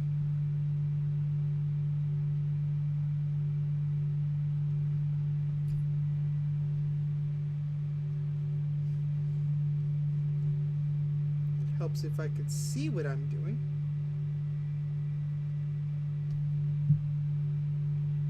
It also helps if there's solder on the soldering iron tip.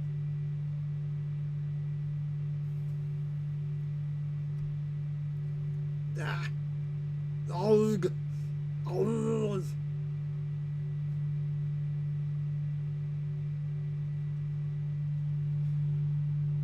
Bye, Dylan. Thanks for stopping by. I appreciate it. We shouldn't be here too long, folks. Don't worry.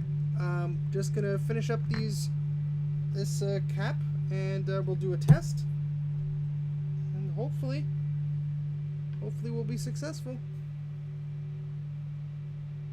So I don't want to jinx it, but this board doesn't look too terrible. I know I jinxed it, but all right. That one's connected. That one's connected. So is that one. That one's lopsided, but who cares? I don't. It's my board.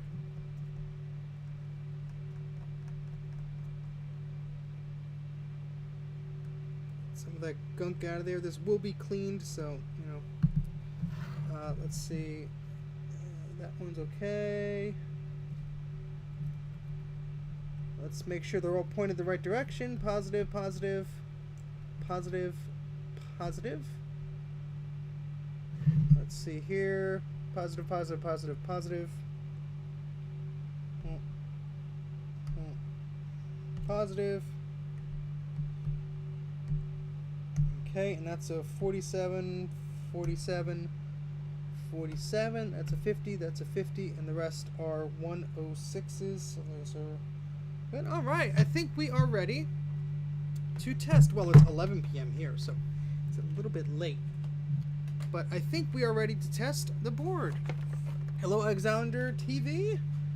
How are you? Thank you for joining. We have just recapped this Macintosh Classic 2, and the moment of truth is just upon us here. We are just cleaning up some extra flux and gunk on this board, and then we will be plugging it in to Macintosh Classic analog board and case and all that good stuff. just to see if it wants to work. Hopefully it does. That'll be cool. All right. I'm very glad that's fascinating, Kelly. I greatly appreciate that. Okay, so we're going to just transition over to the main camera here. Hopefully there will be no smoke. No magic smoke, please. Okay. Let me get the logic board, analog board assembly over here. Let me just go grab that. I'll be right back.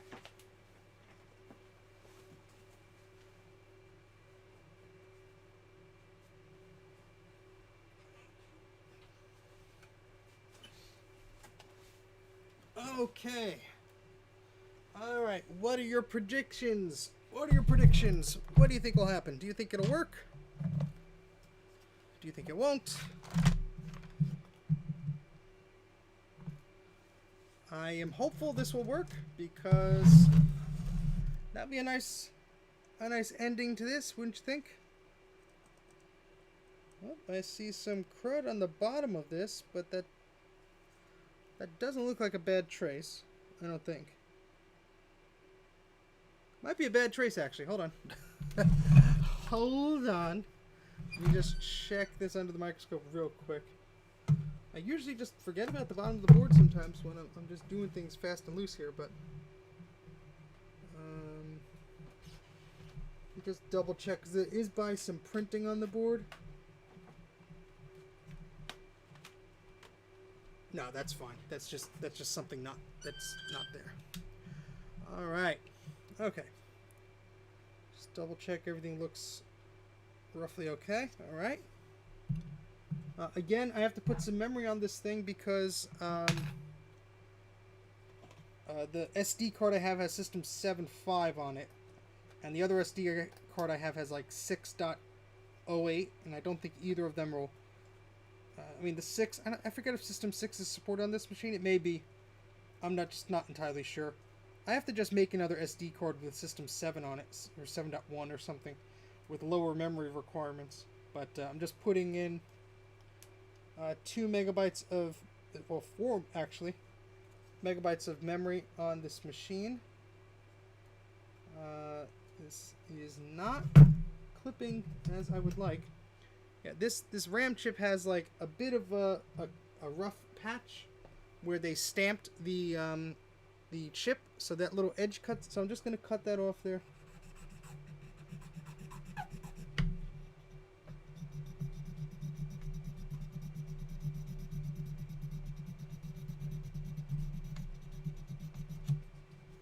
Just because that made it extra annoying to clip onto this board. There we go. All done. Cautiously optimistic. That's how I live my life.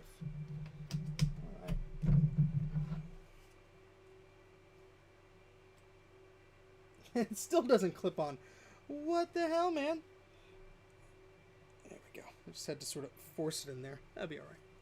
Okay, so let's get this board into the slot here. I love how the classic and color and the classic and the classic 2 boards just slide in very, very easily there.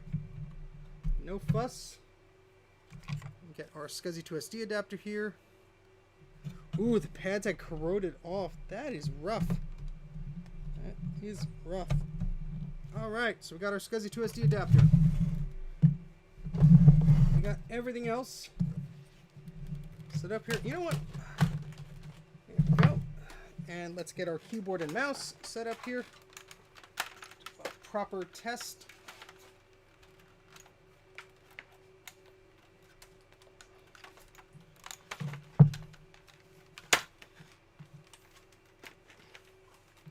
Well, it's not that part, unfortunately. It's this part here that's snapped off. So I don't know if that's exactly the same part, but maybe it is. But the part that's snapped off is the piece that would screw into something. So I could just glue it or whatever. But it's time for me to get a new eye exam and new glasses anyway. So might as well bite the bullet and just do that. Been putting it off for too long anyway. All right, so we have the keyboard connected. We have our floppy connected, and I wasn't paying attention to who said it would boot or not, so speak now or forever Just say, no, I thought it was going to work. Alright. I think it's going to work. Hopefully. I'm hopeful. Alright, ladies and gentlemen. 3, 2, 1. Yay! It chimes! Alright, let's see if we get a picture here. We do? Do we get a cursor? Do we get a cursor? Oh, yeah, we got a cursor. Okay, I got scared there for a moment. Alright, let's see if that light on the SCSI 2 SD adapter is doing its blinkety blink blink dance. Sometimes it does not. Oh, 2 for 2, man.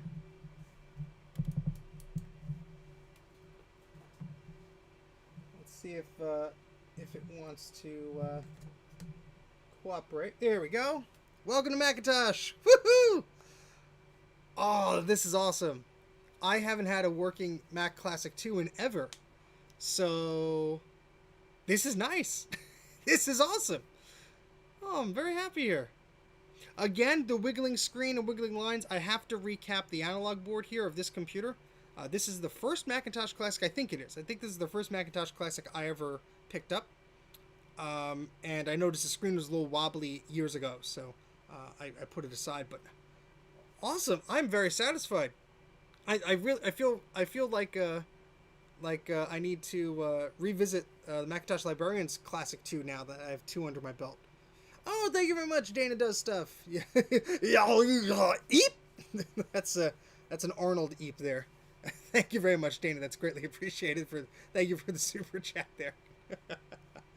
Oh boy. Apparently I could make super stickers and stuff, but I think I'm not at that tier on YouTube yet, but I would totally make like a Happy Mac with like an Arnold face going, oh, or something silly like that. Just goofy stuff. Alright, so we're almost done booting up here to 7.5.3. Again, I only have 6 megabytes of memory total on this thing. Not recommended to run an OS like this, but that's just what's on my SCSI 2 SD adapter, so that's what I'm going to be using. Wow, that last hour and whatever minutes just went by like that, because I can't believe we've been streaming for almost 4 hours here. Holy crow.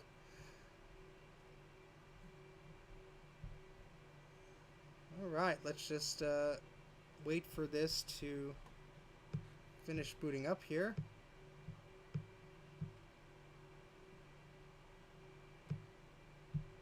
I got a little worried in the beginning because it did that screen where the rounded edges aren't present, but then it snapped out of that. This I also have to fix, just one of my oddities with my SCSI 2 SD adapter. Where do you get the flux in the syringe? Well, this is an Amtech brand flux. If you take a screenshot of this right now, you could find it on Amazon. It was hard to get because they're sort of out of stock right now, and mine kept getting lost in the mail, so I got a refund. This is Amtech No Clean Flux. That number should correspond to whatever you're looking for. If not, I'm sure Bruce could slap a link in there if he feels like it. But that's the type of flux I use, and it comes in very handy. You just want to make sure it actually comes with the tip and everything. Sometimes for a few dollars less, they don't, and then obviously you need that stuff to get started. And it's expired, but it works. Okay, so yeah, here we go. Built-in memory, 6 megabytes. Let's open up, what do we got here? What do we got? Let's open up Easy Color Paint again. One of my favorite programs as a child. Just the tip. Yes. Tips are appreciated. Okay, let's get a little closer here. It would help if I loosened the tripod before I tried bending it. There we go. Okay, so this is running a little sluggish, obviously, because this is not the machine that's designed to run on. Where are all my mouse pads? I had like a stack of them. I kept tripping over them. Well, let's see if I could do the best I can here. Nope, it's a little drunk guy. The more I draw on the screen, the more this screen gets a little wiggly, which concerns me. Well, there we go.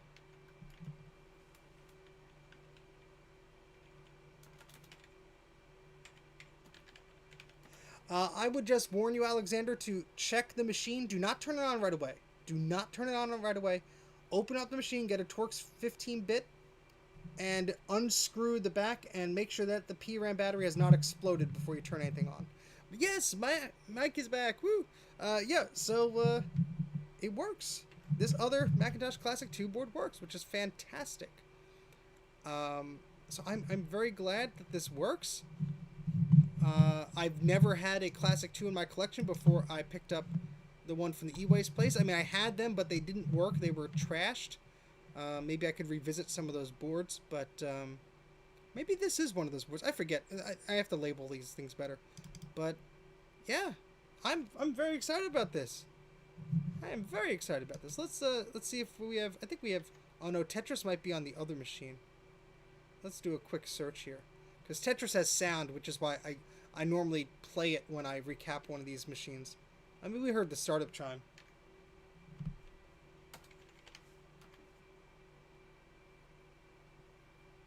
Nope, no Tetris. But what we do have on here for sound, oh boy.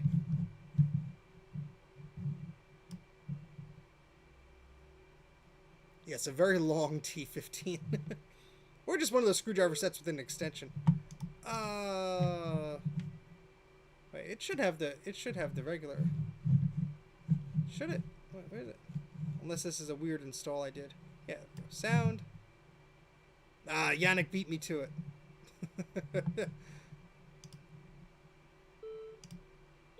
That's a good eep. Let me move the microphone. Just because it's warranted.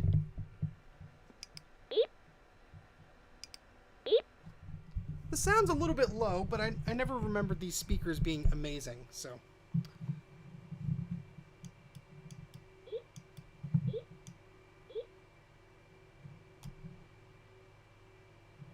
Oh.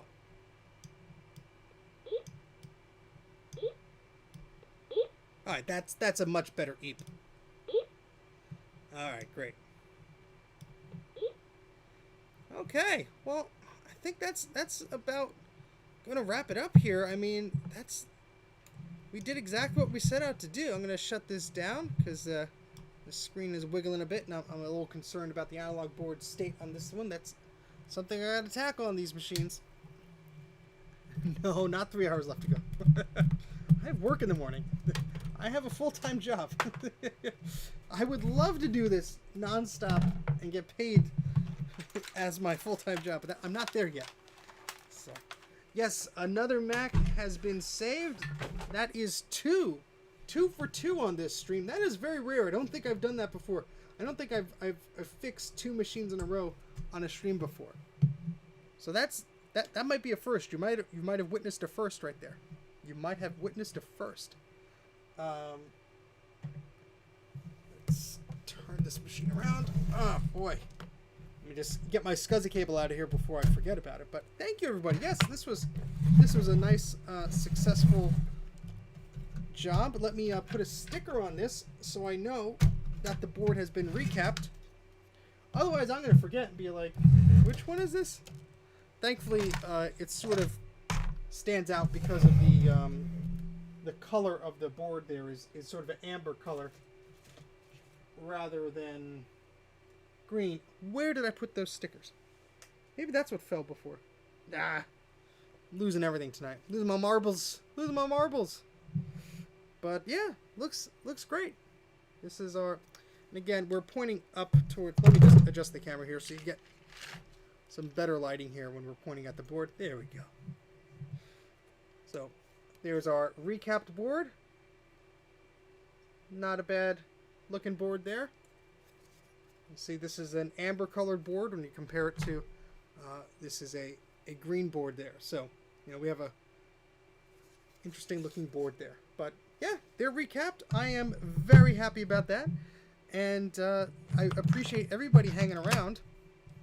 And what I will do is I'm going to make a video about the upcoming giveaway that I'm doing. I don't have that set up just yet, but I will be doing that. Yes, tantalum caps, they will last a long time, which is going to be great. So I'd just like to thank everybody for stopping by. I'd like to thank you for liking the video. Please subscribe to the channel if you haven't subscribed already. Oh, Sue Apple, sorry that you're joining just as we're ending here, but we successfully recapped, well, not the other board. Where'd the other board go? See, Mike told me I'd misplace it, and I did. Oh, here it is. Here is the first board we recapped, which was Mike's from Mike's Mac Shack. So I recapped his Classic 2 board, and here is my Classic 2 board that I was able to recap. So 2 for 2, yay! So that is awesome. Very happy that we got that set up. So thank you for those who have already subscribed to the channel and liked the channel. I am also on Twitter and Instagram. If you want to follow me there, my handle is Mac84TV. And thank you very much, Michael. You've said you just supported me on Patreon. Thank you so much. That's great. Yeah, for Patreon supporters, if you want to subscribe there, that's cool. As little as $1 a month, you get exclusive access and early videos there. There's a lot of draft content that's not on my channel yet that is on there. And you get discounted shirts and stuff like that. I may have to renew one of those promo codes, but yeah. So, but that's about it. Thank you, everybody, for watching. I greatly appreciate all the interaction we've had tonight, and I'm glad it was a success. So thank you, everybody, and have a good night.